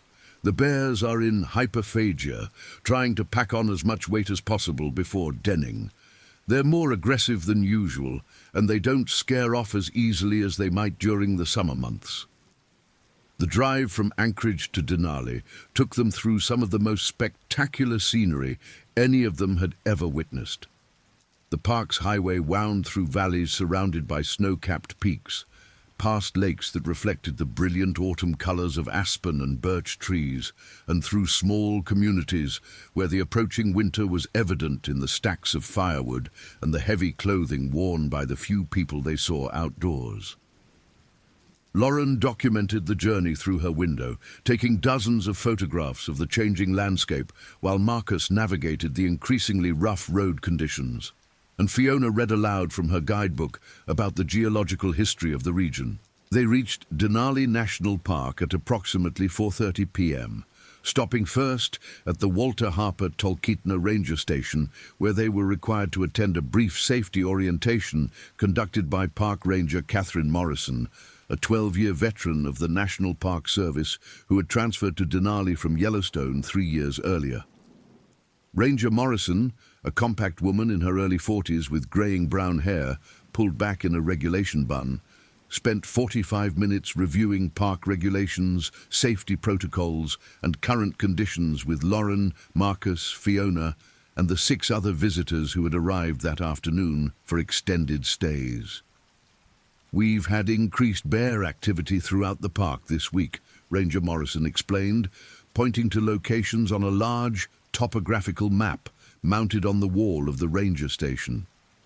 We've documented at least 15 different individual brown bears and grizzlies actively foraging in preparation for winter denning, which typically begins in late October or early November, depending on weather conditions. These animals can weigh anywhere from 300 to 800 pounds and can run up to 35 miles per hour, so maintaining proper distance is absolutely critical for your safety and their natural behavior patterns. She continued her presentation by showing them photographs of proper food storage techniques, demonstrating the use of bear-proof containers and reviewing the protocol for encounters with wildlife. If you encounter a bear, do not run, she emphasized, making eye contact with each of the visitors in turn. Back away slowly while making noise to alert the animal to your presence. Most bears will avoid human contact if given the opportunity to escape. However, if a bear approaches you, stand your ground. Make yourself appear as large as possible and use your bear spray only when the animal comes within 25 feet. Lauren raised her hand and asked about the specific types of bears they might encounter in the park, prompting Ranger Morrison to provide a detailed explanation of the differences between brown bears and grizzly bears, which are actually the same species but are distinguished by their habitat and diet. Brown bears in coastal areas tend to be larger because they have access to salmon and other high-protein food sources, she explained. Interior grizzlies like those we have here in Denali are typically smaller, but can be more unpredictable because they have to work harder for their food sources, especially this time of year. After the safety briefing, the three friends proceeded to the Teklanika River Campground, a primitive camping area located approximately 29 miles into the park along the park road. The campground consisted of 53 individual sites scattered throughout a valley surrounded by low hills covered in autumn-colored vegetation. Their assigned site, number 37, was located on the eastern edge of the campground near a small creek that fed into the Teklanika River, providing them with easy access to fresh water while maintaining the required distance from other campers. Setting up their campsite took nearly 2 hours as they worked to properly secure their tent against the wind that had begun to pick up as the sun moved lower in the western sky. Marcus had brought a comprehensive toolkit and methodically drove tent stakes deep into the semi-frozen ground, while Lauren organized their food supplies in the required bear-proof containers, and Fiona established their cooking area in accordance with park regulations. The temperature at sunset was 38 degrees Fahrenheit, and they could see their breath as they prepared their first meal over Marcus's portable camping stove. Their first full day in the park, October 3rd, began before sunrise as they prepared for a planned hike to the Savage River Loop Trail, a moderately difficult 4-mile circuit that would take them through diverse terrain, including river valleys, alpine tundra, and several elevated viewpoints that promised spectacular photographic opportunities. Lauren had set her alarm for 5:30 a.m., hoping to capture sunrise photographs, and she quietly slipped out of the tent into the pre-dawn darkness to discover that the temperature had dropped to 26 degrees overnight and a light dusting of snow had fallen while they slept. The sunrise over Denali was even more spectacular than they had hoped, with the snow-covered peak of North America's tallest mountain glowing pink and orange against the deep blue sky, while the valley around their campsite remained shrouded in purple shadows. Lauren spent nearly an hour photographing the changing light conditions, while Marcus prepared breakfast, and Fiona documented their experience in the journal she had been keeping throughout the trip. The morning was completely still, with no wind, and only the sound of the creek running past their campsite and the occasional call of ravens in the distance. After breakfast, they packed day packs with water, emergency supplies, bear spray, and photography equipment, and began the drive to the Savage River trailhead. The park road was rough but passable in their rental truck, though they encountered several other visitors who had attempted the drive in vehicles not suitable for the conditions and were struggling with the rocky, partially snow-covered surface. At one point, they stopped to help a family from Texas whose compact rental car had become high-centered on a rock, with Marcus using a combination of his engineering knowledge and improvised tools to help them free their vehicle. The Savage River Loop Trail proved to be everything they had hoped for in terms of scenery and wildlife viewing opportunities. Within the first mile of hiking, they encountered a small herd of caribou grazing in a valley approximately 200 yards from the trail, and Lauren was able to capture dozens of photographs of the animals against the backdrop of snow-covered mountains. Marcus used his binoculars to spot several dull sheep on distant ridgelines, while Fiona documented their observations in detailed notes that she planned to use for articles she would write about their experience. The trail led them through several different ecological zones, from the river valley with its dense willow thickets to open tundra where the autumn colors of low-growing plants created a carpet of reds, oranges and yellows that stretched to the horizon. At the halfway point of their hike, they reached an elevated overlook that provided panoramic views of the surrounding wilderness, and they spent nearly an hour at this location taking photographs and simply absorbing the vastness of the landscape around them. It was at this overlook that they first noticed signs of bear activity in the area. Marcus discovered several large paw prints in a muddy section of the trail approximately 50 yards from where they had stopped for lunch, and Lauren identified them as belonging to a brown bear based on the size and the presence of distinct claw marks extending beyond the toe prints. The tracks appeared to be relatively fresh, possibly from earlier that morning, and they could see where the animal had been digging in the soft earth, presumably searching for roots or ground squirrels. "These are big," Marcus observed, placing his hand next to one of the clearest prints for scale. The paw print was nearly twice the width of his hand, suggesting an animal of considerable size. And look at these claw marks. This bear's been using this trail recently. Lauren examined the tracks more closely, taking photographs and measurements, while Fiona documented their discovery in her notes. The spacing between prints suggests this animal was walking, not running, Lauren observed, drawing on her environmental science coursework. And the fact that it was digging here indicates normal foraging behavior rather than aggressive or defensive activity.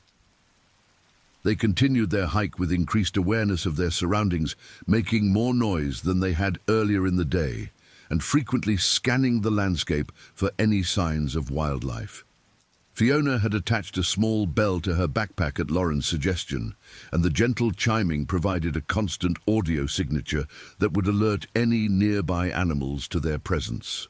Despite their heightened vigilance, they completed the remainder of the loop trail without incident, returning to their vehicle in the late afternoon with hundreds of photographs and detailed observations of the park's autumn ecosystem. That evening, back at their campsite, they spent several hours reviewing the day's photographs on Lauren's laptop while preparing dinner over their camping stove. The images they had captured were spectacular, showing the dramatic landscape of Denali in all its autumn glory, with wildlife photographs that exceeded their most optimistic expectations. Marcus had used his smartphone to create a GPS track of their hiking route, and they studied the elevation profile while planning their activities for the following day. "Tomorrow, I want to try for that overlook point we saw marked on the map near Polychrome Pass," Fiona suggested, pointing to a location on their topographical map that was marked as providing exceptional views of the Alaska Range. "It's a bit more of a drive, but the guidebook says it's one of the best wildlife viewing areas in the park, especially for bears this time of year." Lauren consulted her field guides and park information materials, discovering that the Polychrome Pass area was indeed known for its bear population, particularly during the fall months when the animals were actively foraging before denning. The elevation change might be significant, she cautioned, and we need to be extra careful about bear encounters in that area. But the photographic opportunities would probably be incredible. Marcus studied the topographical features around Polychrome Pass, noting the steep terrain and limited escape routes that could complicate an emergency situation.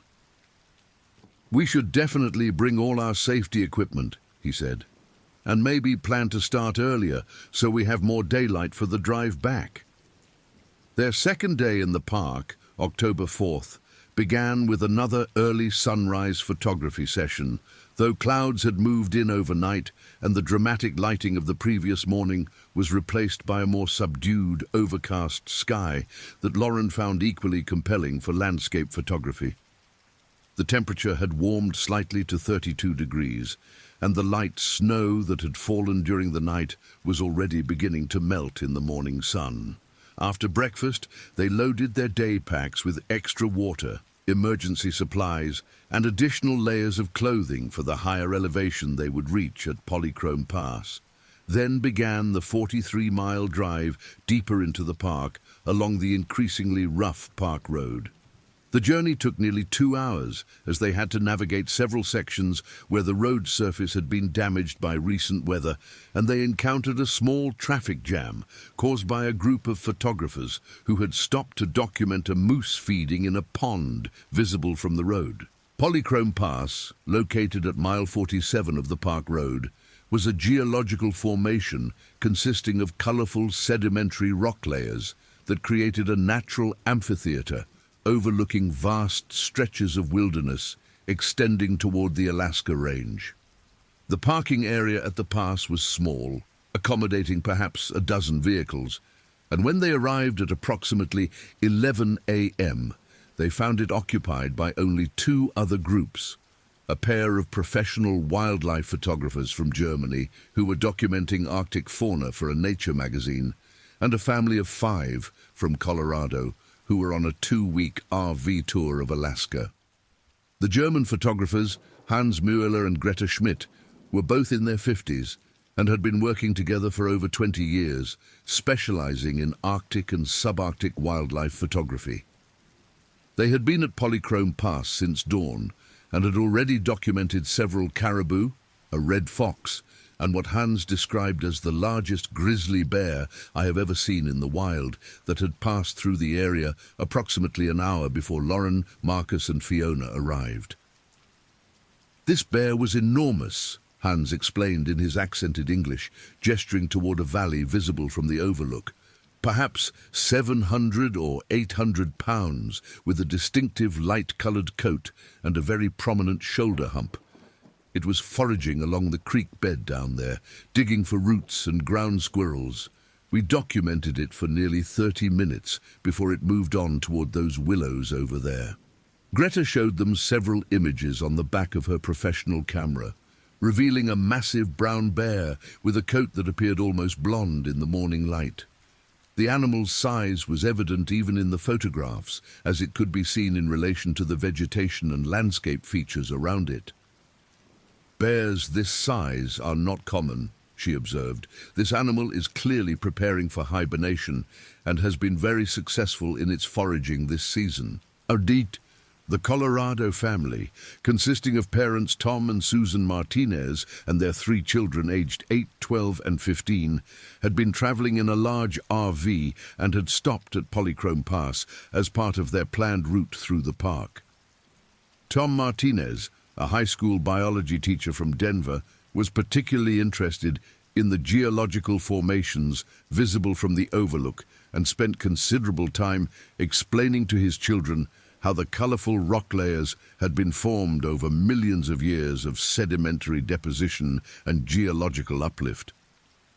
Lauren, Marcus and Fiona spent their first hour at Polychrome Pass exploring the immediate area around the parking lot and taking photographs of the spectacular geological formations and distant mountain views. The overlook provided 360-degree views of the surrounding wilderness, with the colorful rock layers of the pass itself in the foreground and the snow-covered peaks of the Alaska Range visible on the horizon approximately 60 miles to the south. Fiona was particularly drawn to the photographic possibilities offered by the contrast between the warm colors of the sedimentary rocks and the cool tones of the snow-covered mountains, and she spent considerable time experimenting with different compositions and lighting conditions. Marcus used his binoculars to scan the valleys and ridgelines visible from their vantage point, documenting wildlife sightings and noting the locations where the German photographers had observed the large bear earlier that morning. At approximately 12:30 p.m., after they had been at the overlook for nearly an hour and a half, Lauren suggested they explore a secondary overlook point that was marked on their map as being accessible via a short hike from the main parking area. This secondary viewpoint, known locally as Denali Lookout, was located approximately half a mile from the main Polychrome Pass overlook, along an unofficial but well-established trail that followed the ridgeline toward the east. The trail to Denali Lookout was not maintained by the Park Service, but was clearly visible and appeared to be regularly used by visitors seeking a more secluded viewpoint away from the main tourist area. The path wound along the top of the ridge through low-growing alpine vegetation, offering spectacular views throughout the hike, but also requiring careful attention to foot placement due to loose rock and uneven terrain. Marcus took the lead as they began the hike to Denali Lookout, using his GPS device to track their route and ensuring they maintained proper spacing between group members. Lauren followed approximately 20 yards behind, frequently stopping to photograph interesting plant species and geological features they encountered along the trail. Fiona brought up the rear, documenting their progress through both still photography and brief video clips that she planned to use in social media posts about their adventure. The hike to Denali Lookout took approximately 25 minutes, bringing them to a rocky promontory that extended slightly beyond the main ridgeline and offered an even more dramatic perspective on the surrounding wilderness. The viewpoint was marked by a small cairn of stacked stones left by previous visitors, and the immediate area showed signs of regular use, including several spots where people had obviously sat to rest and enjoy the scenery. "This is incredible," Fiona exclaimed as they reached the viewpoint, immediately beginning to set up her camera equipment for what she expected to be some of the best photographs of their entire trip. The view from Denali Lookout included not only the geological formations of Polychrome Pass, but also extended views of multiple valleys, several glacial moraines, and an unobstructed perspective toward Denali itself, which was partially visible through the clouds that had been building throughout the morning. Lauren consulted her topographical map and determined that they were now at an elevation of approximately 3,847 feet, nearly 400 feet higher than the main Polychrome Pass overlook, which explained the enhanced views they were experiencing. She also noted that their current position placed them at the edge of an area that her park materials identified as prime bear habitat, with multiple game trails visible on the slopes below them and abundant evidence of the types of vegetation that bears preferred for fall foraging. Marcus used his binoculars to scan the valleys and creek beds visible from their elevated position, hoping to spot some of the wildlife that the German photographers had described seeing earlier in the day. After several minutes of careful observation, he located what appeared to be a small herd of caribou approximately 2 miles to the northeast, and he called Lauren and Fiona over to share his discovery. "There, following that creek bed," he said, handing his binoculars to Lauren and pointing toward a distant valley. "I count at least 6 animals, maybe more. They're moving pretty slowly, probably feeding as they go." Lauren studied the distant caribou through the binoculars, noting their behavior and the terrain they were traversing. "They're definitely grazing," she observed, "and they don't seem to be in any hurry, which suggests they're not being pressured by predators or other disturbances." While Lauren was observing the caribou, Fiona had been setting up her camera equipment for what she hoped would be the signature photograph of their entire trip. a group portrait of the three friends with the spectacular wilderness of Denali National Park spread out behind them. She had brought a lightweight tripod specifically for this purpose, and she carefully positioned it to frame the shot she envisioned. "This is going to be perfect," she announced, adjusting her camera settings to account for the bright but overcast lighting conditions. "We'll have the colorful rocks of Polychrome Pass on one side, the mountains in the distance, and all that wilderness stretching out behind us. This is definitely going on social media when we get back to civilization." Lauren and Marcus positioned themselves according to Fiona's directions, with the vast wilderness of Denali spread out behind them and the colorful geological formations of Polychrome Pass visible to their left. Fiona used her camera's timer function to allow herself time to join them in the frame, and they spent several minutes taking multiple shots from different angles and with various compositions. "Let's get some individual shots too," Lauren suggested, "and maybe some with our phones so we can post them right away when we get back to cell coverage." They spent the next 15 minutes taking turns photographing each other against the dramatic backdrop, with each person using both their professional camera equipment and their smartphones to ensure they would have images suitable for different purposes. Marcus took several shots of Lauren and Fiona together, emphasizing their friendship and the adventure they were sharing, while Fiona captured images of Lauren in her element as an environmental science student, documenting the natural world around her. It was during this photography session, at approximately 1:47 p.m., according to the timestamp that would later be recovered from their camera equipment, that they first became aware they were no longer alone at Denali Lookout. Marcus, who had been adjusting his camera settings while Lauren and Fiona posed for another group shot, noticed movement in his peripheral vision and turned to see a large brown bear emerging from a stand of willows approximately 150 yards below their position on the slope leading up to the lookout. "Bear," he said quietly, using the calm but alert tone that had been emphasized during their safety briefing 2 days earlier. "Down the slope to our left. It's moving this way." Lauren and Fiona immediately stopped their photography session and turned to observe the approaching animal, which was indeed moving steadily up the slope toward their position. Even at a distance of 150 yards, it was clear that this was an exceptionally large bear, with the distinctive shoulder hump and massive frame that indicated a mature male brown bear in prime condition for the upcoming hibernation period. "That has to be the same bear the German photographers saw this morning," Lauren observed, keeping her voice low and calm, despite the adrenaline that was beginning to course through her system. "Look at the size of it, and that light-colored coat." The bear was moving at a steady walking pace, not running or displaying any obvious signs of aggression, but it was clearly following a direct path toward the rocky outcropping where they were positioned. Its massive head swung from side to side as it moved, testing the air currents and possibly following scent trails left by previous visitors to the overlook. Fiona instinctively began reaching for her camera, recognizing that they were witnessing exactly the type of wildlife encounter that had been the primary goal of their trip to Denali.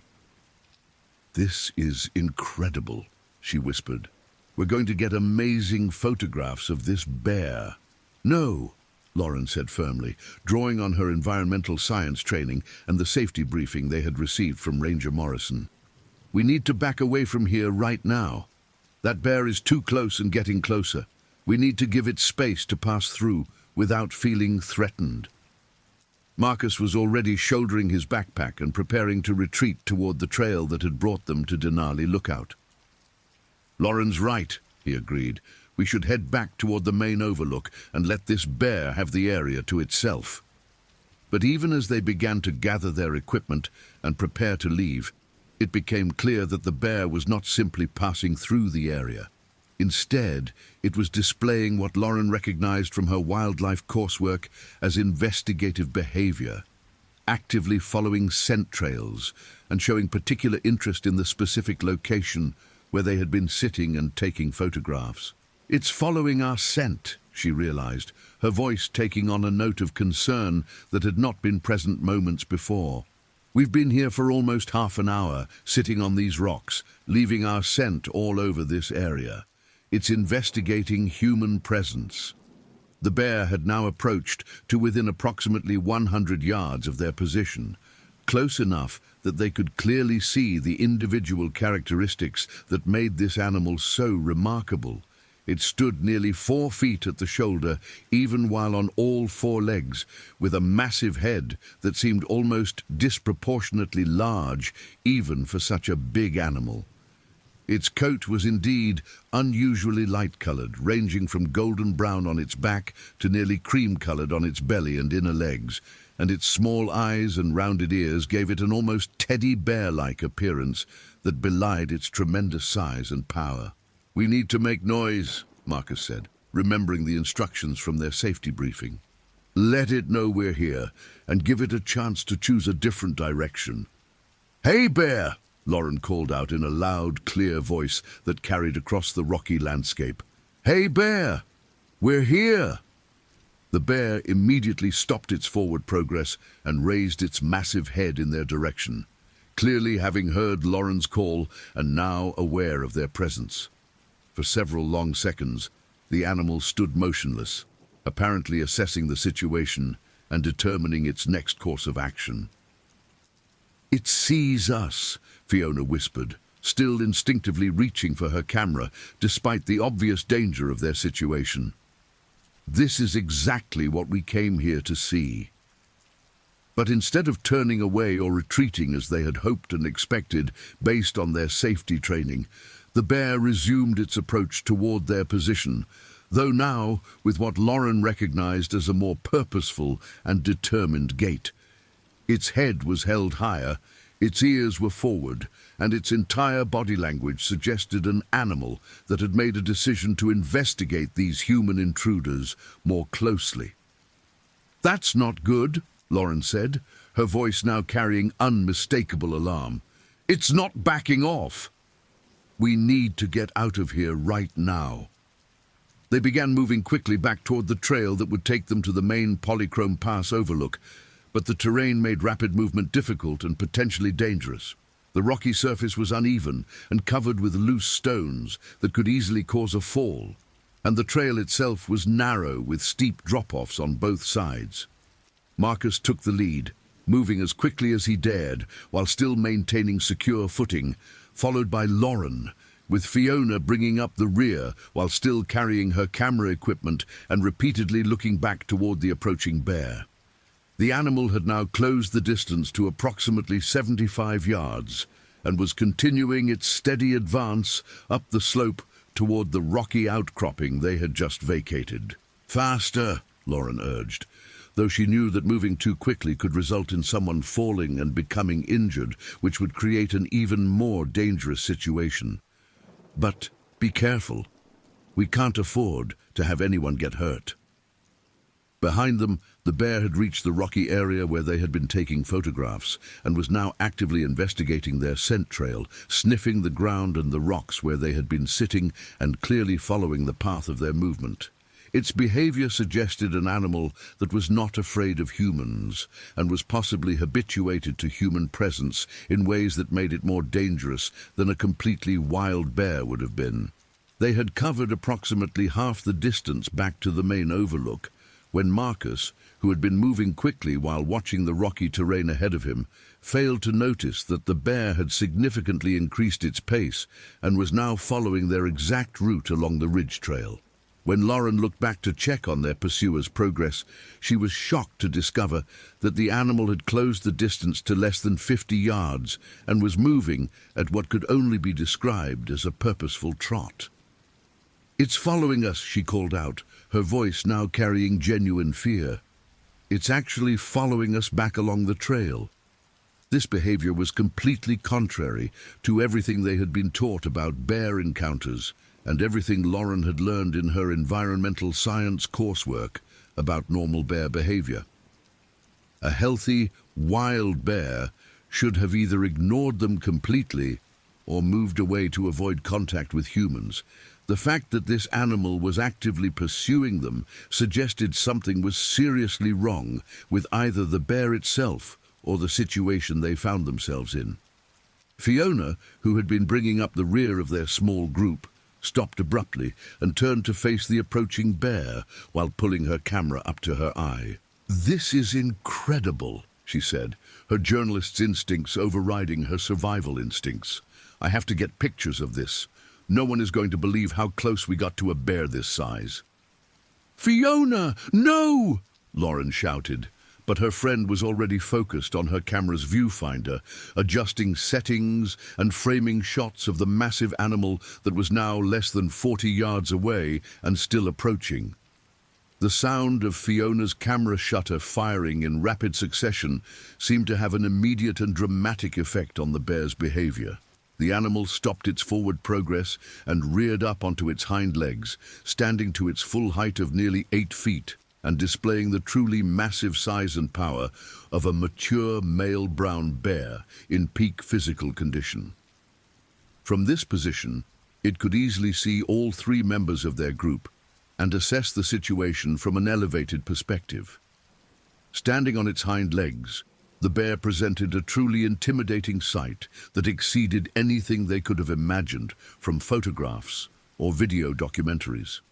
Its massive chest and shoulder muscles were clearly visible beneath its thick coat. Its forepaws hung at its sides, showing claws that were nearly 6 inches long, and its small, dark eyes fixed on them with an intelligence and awareness that was both fascinating and terrifying. "Oh my God," Marcus breathed, stopping his retreat and staring at the magnificent and terrible creature that towered above them on the rocky trail. "Look at the size of that thing." For several long seconds, the bear remained standing while apparently evaluating the 3 humans who had invaded its territory, its head moving slowly from side to side as it tested the air currents and observed their behavior. The silence was broken only by the wind moving across the rocky landscape and the continuing sound of Fiona's camera as she documented what she was convinced would be the most spectacular wildlife photographs of her career. Then, with a movement that was surprisingly graceful for such a massive animal, the bear dropped back down onto all 4 legs and resumed its approach toward their position, but now with what Lauren immediately recognized as aggressive body language. Its head was lowered, its ears were back, and it was moving with the determined stride of an animal that had decided these humans represented either a threat to be dealt with or an opportunity to be investigated. "Run," Lauren said quietly, almost to herself, as the full reality of their situation became clear. "We need to run." "No," Marcus responded immediately, remembering their safety training. "We're not supposed to run from bears." Running triggers their chase instinct, but even as he spoke, it was becoming clear that their situation had moved beyond the standard protocols they had been taught. This was not a normal bear encounter where noise and slowly backing away would cause the animal to retreat. This bear was displaying behavior that suggested it was either habituated to humans, defending territory, or possibly suffering from some condition that was affecting its normal behavioral patterns. The bear continued its steady approach, now less than 30 yards away, close enough that they could hear its breathing and see the individual details of its massive form. Its coat showed the scars and marks of a long life in the wilderness, including what appeared to be old claw marks on its shoulder that suggested encounters with other bears, and a notch in its left ear that might have resulted from a territorial dispute or encounter with a predator during its youth. Fiona continued photographing the approaching animal, her camera's motor drive whirring almost continuously as she captured frame after frame of the bear's advance. Through her telephoto lens, she could see details that were invisible to her companions: the massive muscles moving beneath the bear's coat, the intelligence in its small, dark eyes, and the incredible size of its claws and teeth that marked it as one of nature's most efficient predators. "Fiona, we need to go," Marcus whispered, Lauren called to her friend, but Fiona seemed transfixed by the photographic opportunity she was experiencing. "This is too close. We're in danger here." "Just a few more shots," Fiona replied, not taking her eye away from her camera's viewfinder. "This is once in a lifetime. Look at this animal. I'm getting incredible images." The bear was now close enough that they could smell its distinctive odor, a musky scent mixed with the smell of fish and vegetation that indicated an animal that had been successful in its fall foraging. Its breathing was audible, deep and steady, and they could see the steam of its breath in the cold air as it continued its methodical approach toward their position on the rocky outcropping. Marcus had been slowly reaching for the bear spray attached to his belt, but at this distance he was concerned about the effectiveness of the deterrent and worried that using it might actually provoke a more aggressive response from an animal that was already displaying unusual behavior. Bear spray was most effective at distances of 15 to 20 feet, but this bear was approaching from a position where the wind conditions might blow the spray back toward them or reduce its effectiveness.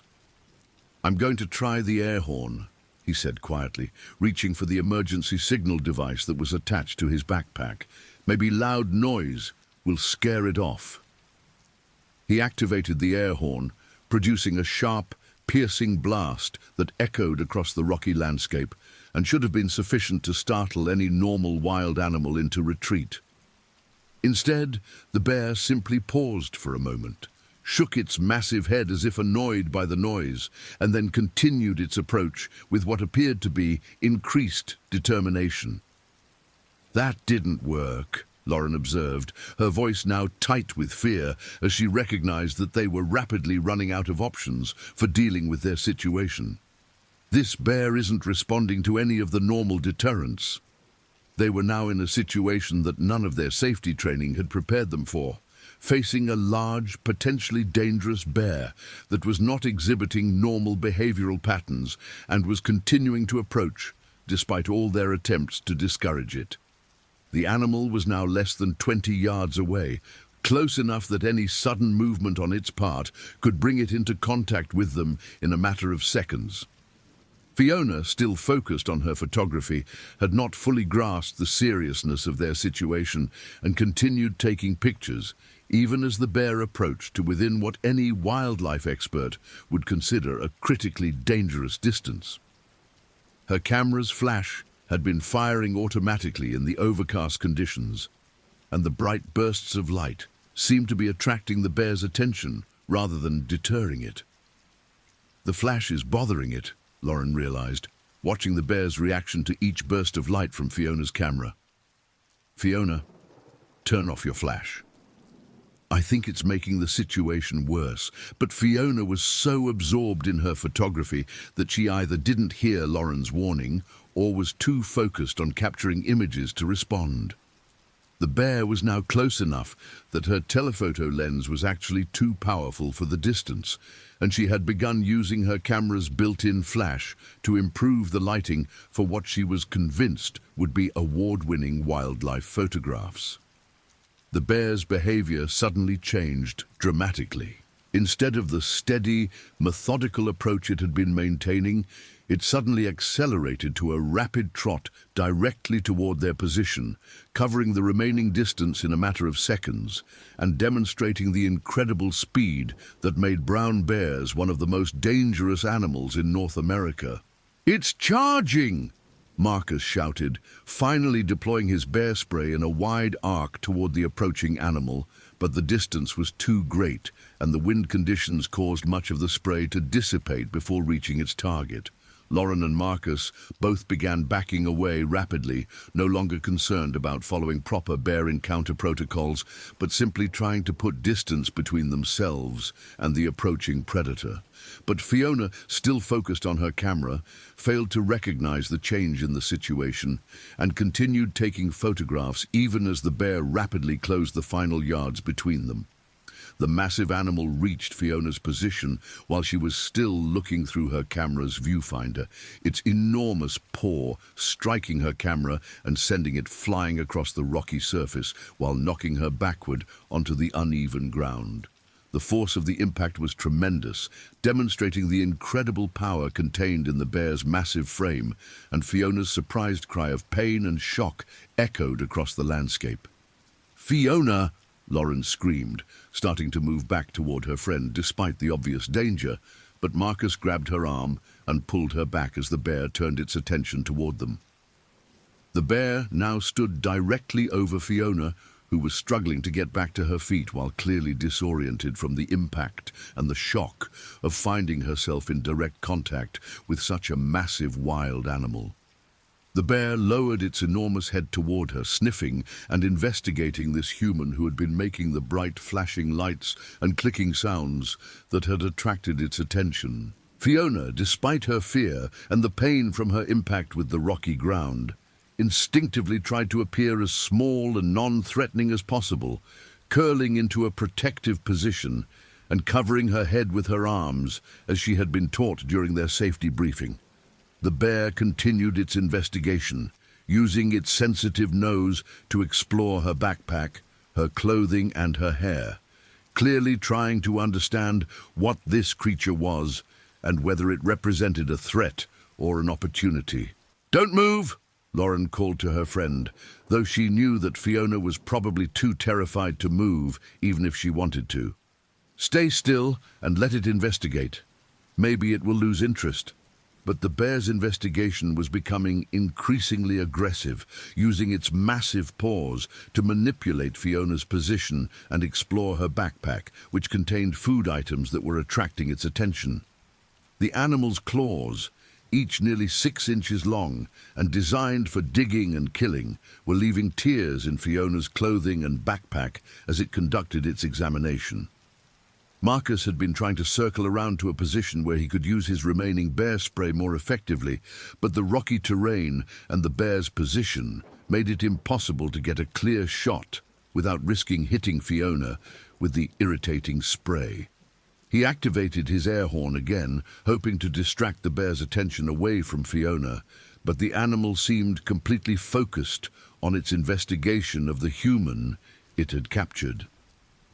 Lauren had been searching through her backpack for anything that might help their situation when she remembered the emergency satellite communicator that Marcus had insisted they bring for their trip. The device was designed to send distress signals to search and rescue authorities even in areas without cell phone coverage, and she quickly activated it while trying to keep her movements minimal to avoid attracting the bear's attention. The satellite communicator sent an automated distress signal that included their GPS coordinates and a pre-programmed message indicating they were experiencing a wildlife emergency, but Lauren knew that even under the best circumstances, it would take hours for any rescue team to reach their remote location. They were essentially on their own for dealing with their immediate situation. The bear's investigation of Fiona was becoming increasingly physical, with the animal using its powerful forepaws to roll her over and explore different aspects of her gear and clothing. Fiona remained as still as possible, though her whimpers of fear and pain were audible across the rocky outcropping as the bear's claws inevitably made contact with her body through her clothing. "We have to do something," Marcus said, his voice tight with the frustration of being unable to help their friend. "We can't just watch this happen." "If we interfere, it might trigger a full attack response," Lauren replied, though she was clearly struggling with the decision to remain passive while their friend was in such obvious danger. "Right now, it's just investigating. If we make it feel threatened, it could kill her." The bear had now been investigating Fiona for several minutes, during which time its behavior had gradually become more aggressive and less exploratory. Instead of simply sniffing and examining her, it had begun to manipulate her position more forcefully, occasionally using its teeth to grasp her clothing and backpack while making huffing and chuffing sounds that indicated increasing agitation or excitement.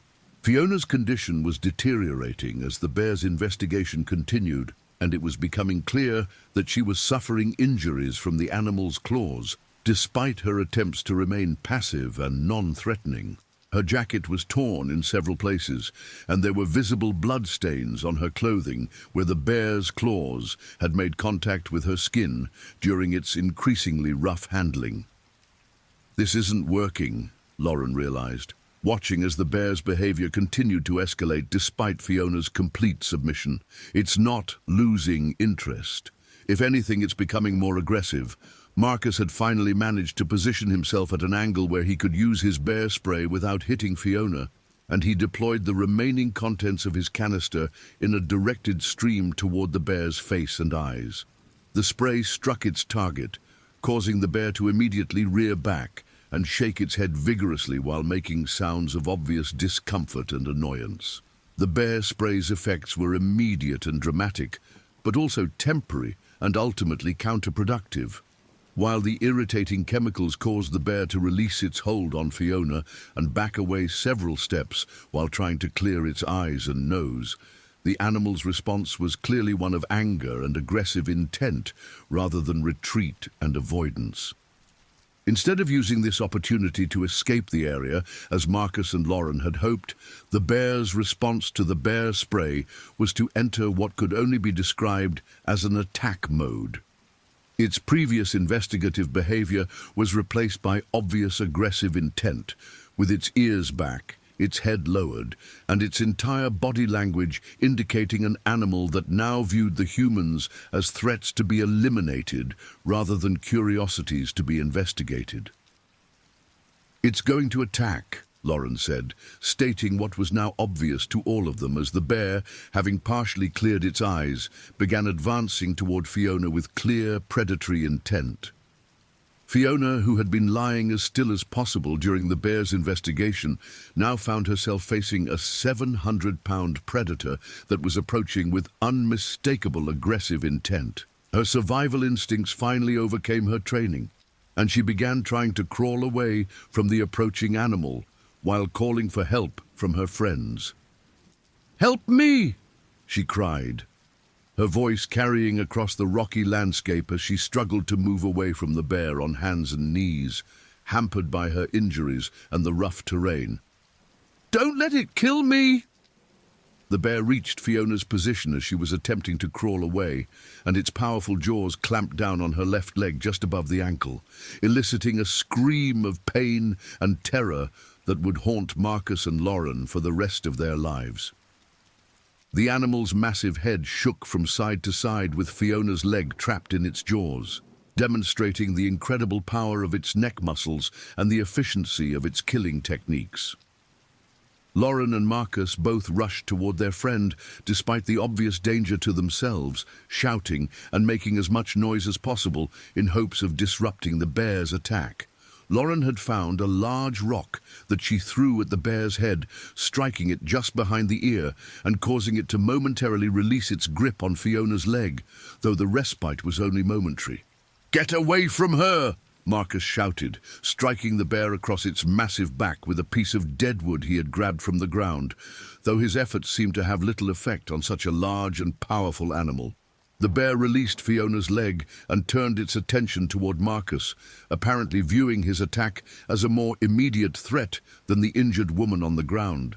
Marcus found himself facing nearly 700 pounds of angry brown bear at a distance of less than 6 feet, with nowhere to retreat and no effective weapons for defending himself.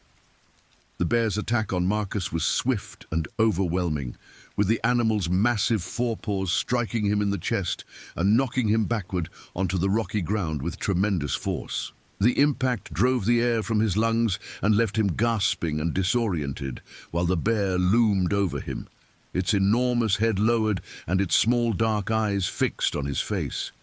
Marcus instinctively tried to protect his head and vital organs by curling into a defensive position, but the bear's investigation quickly became more aggressive as it used its powerful jaws to grasp his shoulder and shake him like a rag doll. The The sound of fabric tearing and Marcus's cries of pain mixed with the bear's huffing and chuffing sounds to create an audio signature of violence that carried across the wilderness landscape. Lauren found herself in the impossible position of watching both of her closest friends being attacked by a massive predator, while being essentially helpless to intervene effectively. She had exhausted her supply of rocks large enough to throw, had no weapons or tools capable of deterring such a large animal, and was beginning to realize that their situation had moved beyond any possibility of a positive outcome. The bear's attack on Marcus continued for what seemed like an eternity, but was actually less than 2 minutes, during which time the animal's powerful jaws and claws inflicted multiple serious injuries, while Marcus struggled to protect himself and survive the encounter. His jacket and shirt were shredded. There was blood visible on his exposed skin, and his movements were becoming weaker as shock and blood loss began to take their toll. Fiona, despite her own serious injuries, had managed to crawl several yards away from the immediate area of conflict, and was attempting to use her cell phone to call for help, though she knew they were far beyond any area with cellular coverage. The pain from her injured leg was excruciating, and she could see that her ankle was bent at an unnatural angle that suggested serious bone damage from the bear's powerful jaws. The bear eventually released its hold on Marcus and stepped back to survey its handiwork, leaving him lying motionless on the rocky ground, while blood pooled beneath his torn clothing. For several long moments the animal stood over him, while apparently deciding whether he still represented a threat or whether its attention should be directed elsewhere. Lauren, who had been frozen in terror while watching the attack on Marcus, suddenly found her voice and began screaming at the top of her lungs, hoping to attract attention from the other visitors who had been at the main Polychrome Pass overlook earlier in the day. "Help! Help us! Bear attack! Somebody help us!" Her screams echoed across the wilderness landscape, but seemed to have little chance of reaching anyone who might be able to provide assistance, given their distance from the main overlook and the ambient noise of wind moving across the rocky terrain. The German photographers and the Colorado family had most likely moved on to other locations within the park by now, leaving Lauren, Marcus, and Fiona alone with their predicament. The bear turned its attention toward Lauren, apparently drawn by her loud vocalizations, and began moving in her direction with the same purposeful stride it had used when approaching their group initially. Lauren found herself backing away across the uneven rocky surface while trying to maintain visual contact with the approaching predator and avoid tripping or falling on the treacherous terrain. "Stay back!" she shouted, though she knew the animal could not understand her words and was unlikely to be deterred by vocal commands.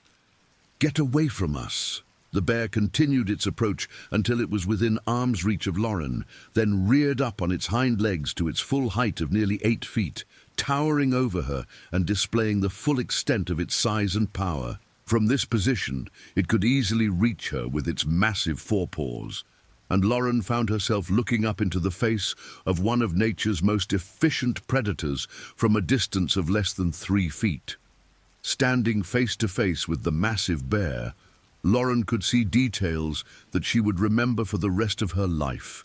The individual hairs of its thick coat moving in the breeze, the small dark eyes that seemed to look directly into her soul, the enormous claws that extended from its forepaws like curved daggers, and the powerful muscles that moved beneath its skin as it maintained its balance on its hind legs. For several long seconds, woman and bear regarded each other in what could only be described as a moment of mutual assessment, with each apparently trying to determine the intentions and capabilities of the other. Lauren remained as motionless as possible, while the bear tested the air currents and observed her behavior, hoping that any sudden movement might trigger an immediate and fatal attack. Then, With the same surprising grace it had shown throughout the encounter, the bear dropped back down onto all four legs and began what Lauren initially thought might be a retreat from the area.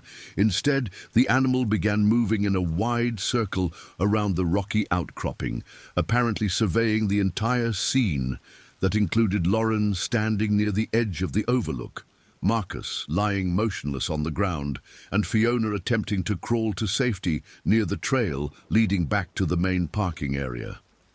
The bear's circling behavior continued for several minutes, during which time Lauren tried to assess the condition of her two friends and determine whether there might be any opportunity for escape or rescue. Marcus appeared to be unconscious, or at least unresponsive, though she could see that he was still breathing based on the movement of his chest beneath his torn clothing. Fiona was clearly conscious, but appeared to be suffering from serious injuries and was making little progress in her attempts to move away from the area. It was during this circling behavior that the bear made what would prove to be its final and most devastating decision of the encounter. Instead of leaving the area, or focusing its attention on any single individual, the animal seemed to reach a conclusion that all three humans represented threats that needed to be eliminated, and it began systematically attacking each of them in turn. The bear's return to aggressive behavior was sudden and overwhelming, with the animal moving rapidly between Lauren, Marcus, and Fiona, while delivering powerful blows with its massive forepaws and using its jaws to inflict serious injuries on all three victims. The sounds of the attack, the bear's huffing and growling, the humans' screams of pain and terror, and the noise of bodies impacting the rocky surface, created an audio signature of violence that seemed to echo across the entire wilderness landscape. Lauren found herself knocked to the ground by a powerful blow from the bear's forepaw, the impact driving her backward and causing her to strike her head against a large rock with enough force to leave her dazed and disoriented. Through the haze of her concussion, she could hear the continuing sounds of the attack as the bear moved between her companions, and she realized that their situation had moved beyond any possibility of survival. Marcus, who had been unconscious or semi-conscious from his previous injuries, was subjected to another series of attacks that left him completely motionless and apparently lifeless, though the bear continued to manipulate his body as if unsure whether he still represented a threat. The animal's powerful jaws clamped down on various parts of his anatomy while it shook and tore at his clothing and flesh with methodical efficiency. Fiona's attempts to escape had been unsuccessful, and she found herself once again the focus of the bear's attention as it returned to investigate her continued movements and vocalizations. Her screams for help had become weaker as shock and blood loss took their toll, but they were still sufficient to attract the bear's interest and ensure that its attack continued. The entire encounter, from the moment they first observed the bear approaching their position until the final cessation of its attacks, had lasted approximately 47 minutes, according to the timestamps that would later be recovered from their camera equipment and electronic devices. During that time, 3 healthy young adults had been reduced to motionless forms, scattered across a rocky outcropping in one of the most remote wilderness areas in North America. The bear's behavior after completing its attacks was almost anticlimactic in its normalcy. The animal spent several additional minutes investigating the scene, sniffing at each of the motionless forms and examining their scattered equipment and belongings, but showing no further aggressive behavior toward what it now apparently recognized as non-threatening objects rather than living threats. Eventually, the bear seemed to lose interest in the entire situation and began moving away from Denali Lookout along the same trail that Lauren, Marcus, and Fiona had used to reach the overlook earlier that afternoon. Its departure was as methodical and purposeful as its approach had been, with the animal showing no signs of the aggressive behavior that had characterized the previous 47 minutes. The silence that followed the bear's departure was broken only by the wind moving across the rocky landscape and the distant sounds of ravens calling from their perches on nearby cliffs. The three motionless forms scattered across the rocky outcropping gave no indication of life, and their scattered equipment and belongings created a scene of devastation that would soon attract the attention of search and rescue personnel responding to the emergency signal that Lauren had activated during the early stages of the encounter. The emergency satellite communicator that Lauren had activated continued broadcasting its distress signal every 20 minutes, providing search and rescue authorities with precise GPS coordinates for the location of the attack, and ensuring that response teams would eventually locate the scene even in the vast wilderness of Denali National Park. The device's automated messages indicated a wildlife emergency but provided no details about the specific nature of the situation or the condition of the individuals involved. The first response to the emergency signal came from the Alaska State Troopers Search and Rescue Coordination Center in Anchorage, approximately 3 hours and 27 minutes after the initial distress signal was received. Dispatcher Sandra Martinez, a 15-year veteran of emergency services, immediately began coordinating a multi-agency response that would include personnel from the National Park Service, Alaska State Troopers, and volunteer search and rescue organizations. "We have an emergency beacon activation from Denali National Park," Martinez reported to the various agencies involved in the response. GPS coordinates place the signal near Polychrome Pass, approximately 47 miles into the park along the park road.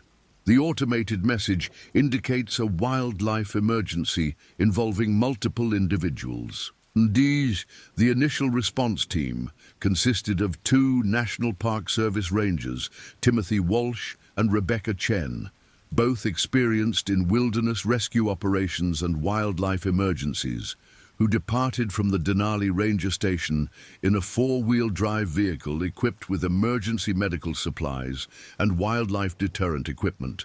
Their estimated travel time to the GPS coordinates provided by the emergency beacon was approximately 1 hour and 15 minutes, assuming the park road remained passable. Ranger Walsh, a 12-year veteran of the Park Service who had previously worked in Yellowstone and Grand Canyon National Parks before transferring to Denali, had responded to numerous wildlife emergencies during his career, though most had involved minor injuries from elk or bison encounters rather than serious bear attacks. Wildlife emergency at Polychrome Pass could mean anything from someone getting too close to caribou to a serious bear encounter, he observed to his partner as they began their response. "Given the season and the location, we should be prepared for the worst-case scenario." Ranger Chen, who had joined the Park Service directly after completing her master's degree in wildlife biology from the University of Alaska Fairbanks, had specialized knowledge of bear behavior and had been involved in several previous bear incident investigations during her 3 years at Denali. "October is peak hyperphagia season," she noted, reviewing the park's recent wildlife reports, while Walsh navigated the increasingly rough park road. "We've had reports of unusually aggressive bear behavior throughout the park this week, including that large male that the photographers documented near Polychrome Pass this morning." The drive to the emergency beacon location took longer than expected due to deteriorating road conditions caused by recent weather, and it was nearly 6:30 p.m. when Rangers Walsh and Chen reached the main Polychrome Pass overlook. The parking area was empty except for a single Ford F-150 pickup truck with Washington state license plates that matched the vehicle registration information they had obtained for Lauren Kim's group through the park's visitor registration system. "That's their vehicle," Chen observed, noting that the truck appeared to be properly parked and showed no signs of disturbance or emergency. "But there's no one here, and the emergency beacon is showing a location approximately half a mile east of this position." Walsh consulted his GPS device and topographical maps to determine the most efficient route to the beacon's location, identifying the informal trail that led to Denali Lookout as the most likely path the missing visitors had taken. There's an unofficial overlook point in that direction that gets regular visitor use, he explained. If they were looking for photographic opportunities, that would be a logical destination. The two rangers gathered their emergency medical equipment, wildlife deterrent supplies, and communication devices, then began hiking toward the GPS coordinates provided by the emergency beacon. The trail to Denali Lookout was clearly marked by previous foot traffic, though the rocky terrain made rapid movement difficult and potentially hazardous in the growing darkness of the October evening. Emergency beacon signal is getting stronger, Chen reported, as they approached the rocky outcropping that contained Denali Lookout. We should be very close to the source now. The discovery of the attack scene was both immediate and overwhelming when Rangers Walsh and Chen reached Denali Lookout at approximately 7:15 p.m. The emergency beacon signal led them directly to Lauren Kim's backpack, but the condition of the three victims and the scattered equipment made it clear that they were dealing with a catastrophic wildlife incident rather than a minor emergency requiring routine assistance. Multiple fatalities, Walsh reported immediately via radio to the Search and Rescue Coordination Center. We have 3 individuals down at the GPS coordinates. Appears to be a bear attack. We're going to need additional personnel, medical evacuation capabilities, and a full incident response team. The scene that confronted the two rangers was unlike anything either had encountered during their careers in wilderness emergency response. The 3 victims were scattered across the rocky outcropping in positions that clearly indicated they had been attacked by a large predator, with their clothing torn and blood visible on the rocky surface around each body. Their equipment and belongings were scattered across a wide area, suggesting a prolonged and violent encounter. Ranger Chen immediately began checking each victim for signs of life, while Walsh established a secure perimeter and scanned the surrounding area for any indication that the bear responsible for the attack might still be in the vicinity. No pulse on the first victim, Chen reported, kneeling beside Marcus Bell's motionless form. Severe trauma to the head and torso, clothing shredded, significant blood loss. She moved quickly to Fiona O'Donnell's position, finding similar evidence of massive trauma and no signs of life. Second victim also appears deceased, she reported.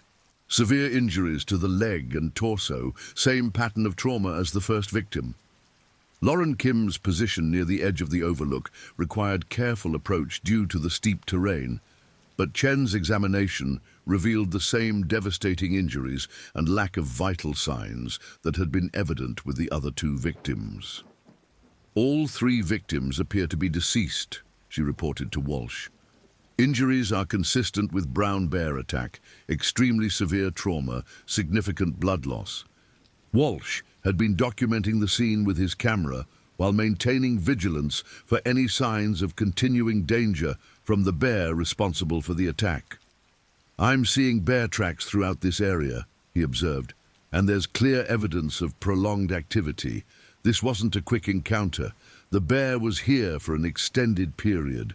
The scattered camera equipment provided additional evidence of the sequence of events, with Fiona O'Donnell's professional camera found approximately 20 feet from her body with significant damage to the lens and body that suggested it had been struck by the bear's paw during the attack.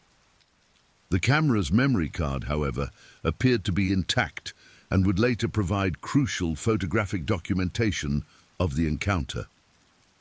Additional response personnel began arriving at Polychrome Pass within 2 hours of Rangers Walsh and Chen's initial report, including a team of Alaska State Troopers led by Sergeant David Morrison, a forensic investigator specializing in wildlife incidents, and Dr. Patricia Williams, a medical examiner from Fairbanks, who would be responsible for conducting the formal examination of the victims and determining the exact cause of death. The recovery operation required extensive coordination due to the remote location and the challenging terrain around Denali Lookout. A helicopter from the Alaska National Guard was dispatched to provide aerial support and evacuation capabilities, though the rocky terrain and unpredictable October weather conditions made landing near the attack site impossible. Sergeant Morrison, who had investigated 17 previous fatal bear attacks during his 22-year career with the Alaska State Troopers, immediately recognized the severity and unusual nature of the Denali Lookout incident. "This is one of the most devastating bear attacks I've ever investigated," he observed while documenting the scene. "The injuries to all 3 victims are consistent with a prolonged attack by a very large brown bear, and the scattered evidence suggests the encounter lasted for an extended period." Dr. Williams, whose medical expertise included extensive experience with wildlife attack casualties, began her preliminary examination of the victims while additional personnel secured the area and documented every aspect of the scene.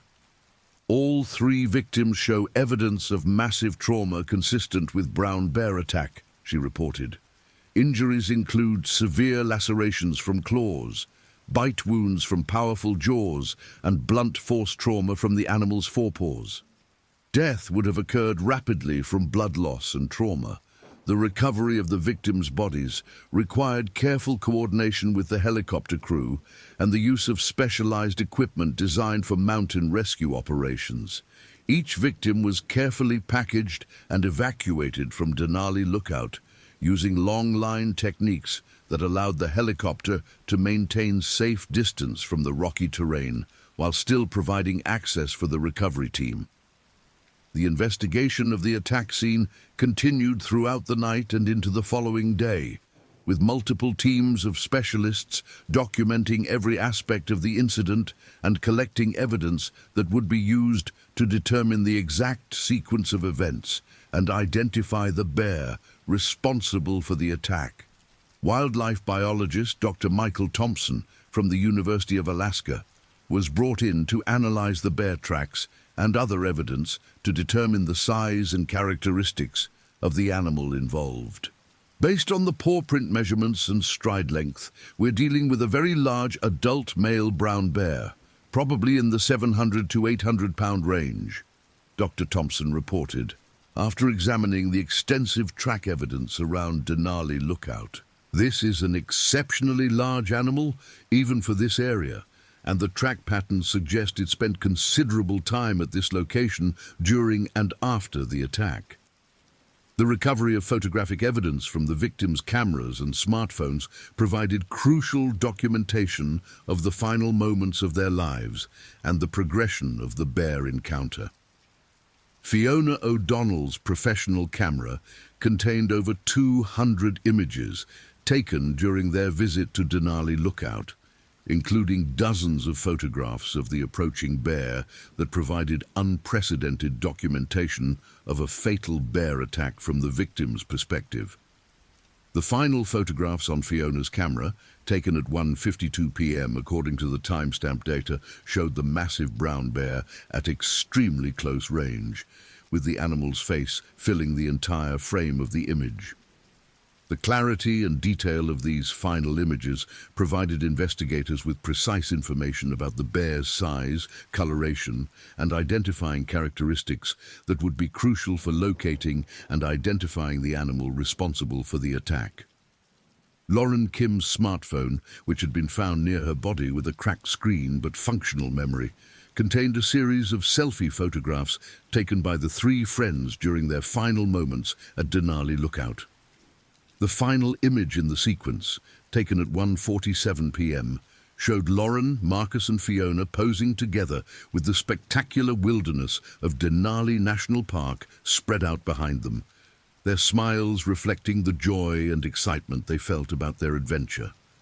The contrast between the happy, carefree expressions in their final group photograph and the devastating scene that Rangers Walsh and Chen had discovered just hours later provided a stark reminder of how quickly outdoor adventures could transform from joyful experiences into deadly encounters with the unforgiving wilderness of Alaska. The notification of next of kin began immediately upon confirmation of the victims' identities, with Alaska State Troopers personnel making contact with family members in Washington State during the early morning hours of October 6th.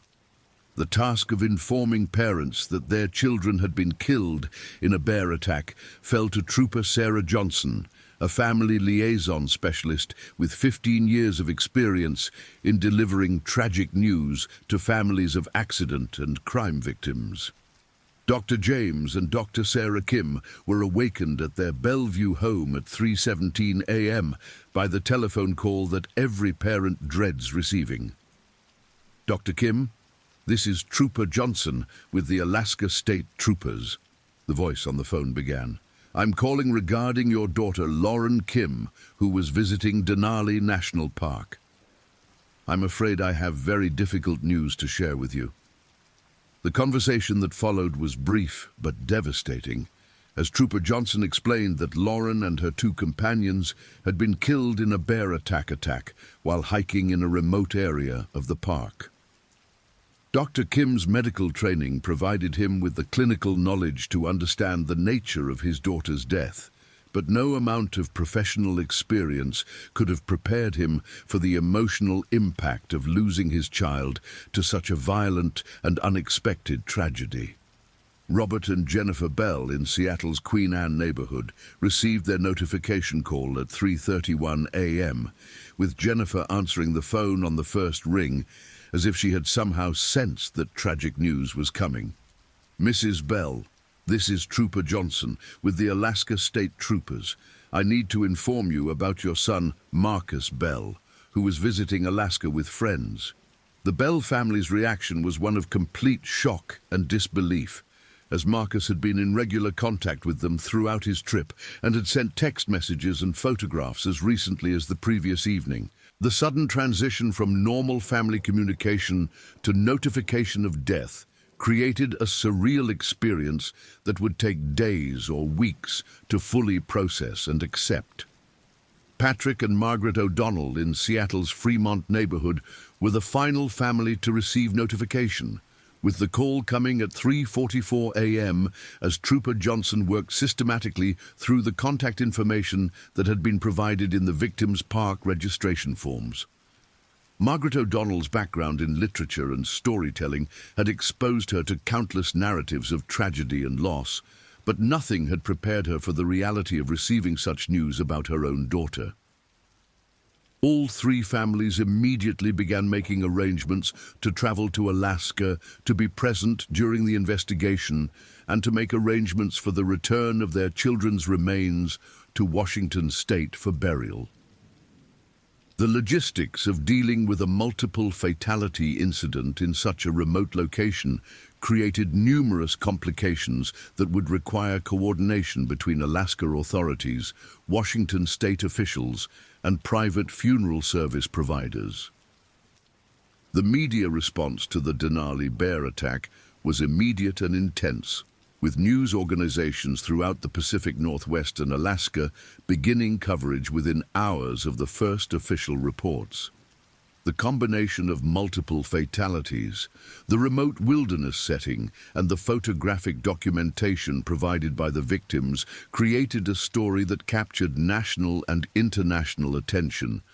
Local Seattle television stations interrupted their regular programming to provide breaking news coverage of the incident, with reporters standing outside the University of Washington campus and the victims' family homes while providing updates on the developing story. 3 University of Washington area students have been killed in a bear attack while visiting Denali National Park in Alaska, announced King 5 News anchor Susan Chen during the station's 6 a.m. broadcast on October 6th.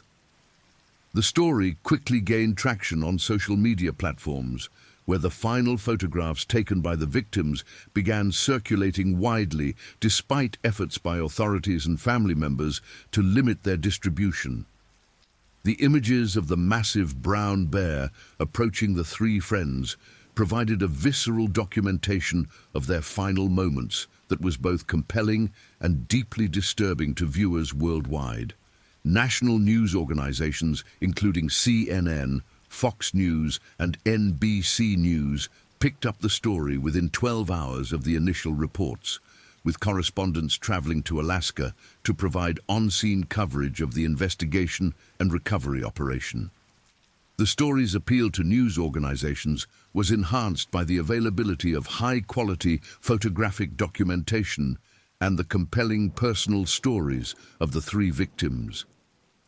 Wildlife experts and bear safety specialists were interviewed extensively by news organizations seeking to provide context for the attack and explain how such incidents could be prevented in the future. Dr. Stephen Herrero, a leading expert on bear attacks from the University of Calgary, provided analysis for multiple news outlets while emphasizing the rarity of fatal bear encounters and the importance of proper safety protocols. While bear attacks like this are extremely rare, they serve as important reminders of the inherent dangers of wilderness recreation, Dr. Herrero explained during a CNN interview. The photographs taken by the victims provide unprecedented documentation of bear behavior during a fatal encounter, and they will be valuable for researchers studying human-bear interactions. The investigation into the specific bear responsible for the attack began immediately, with park personnel and wildlife biologists working to identify and locate the animal based on the photographic evidence and track analysis from the scene. The distinctive light-colored coat and massive size of the bear made identification relatively straightforward, and investigators quickly determined that this was the same animal that had been observed.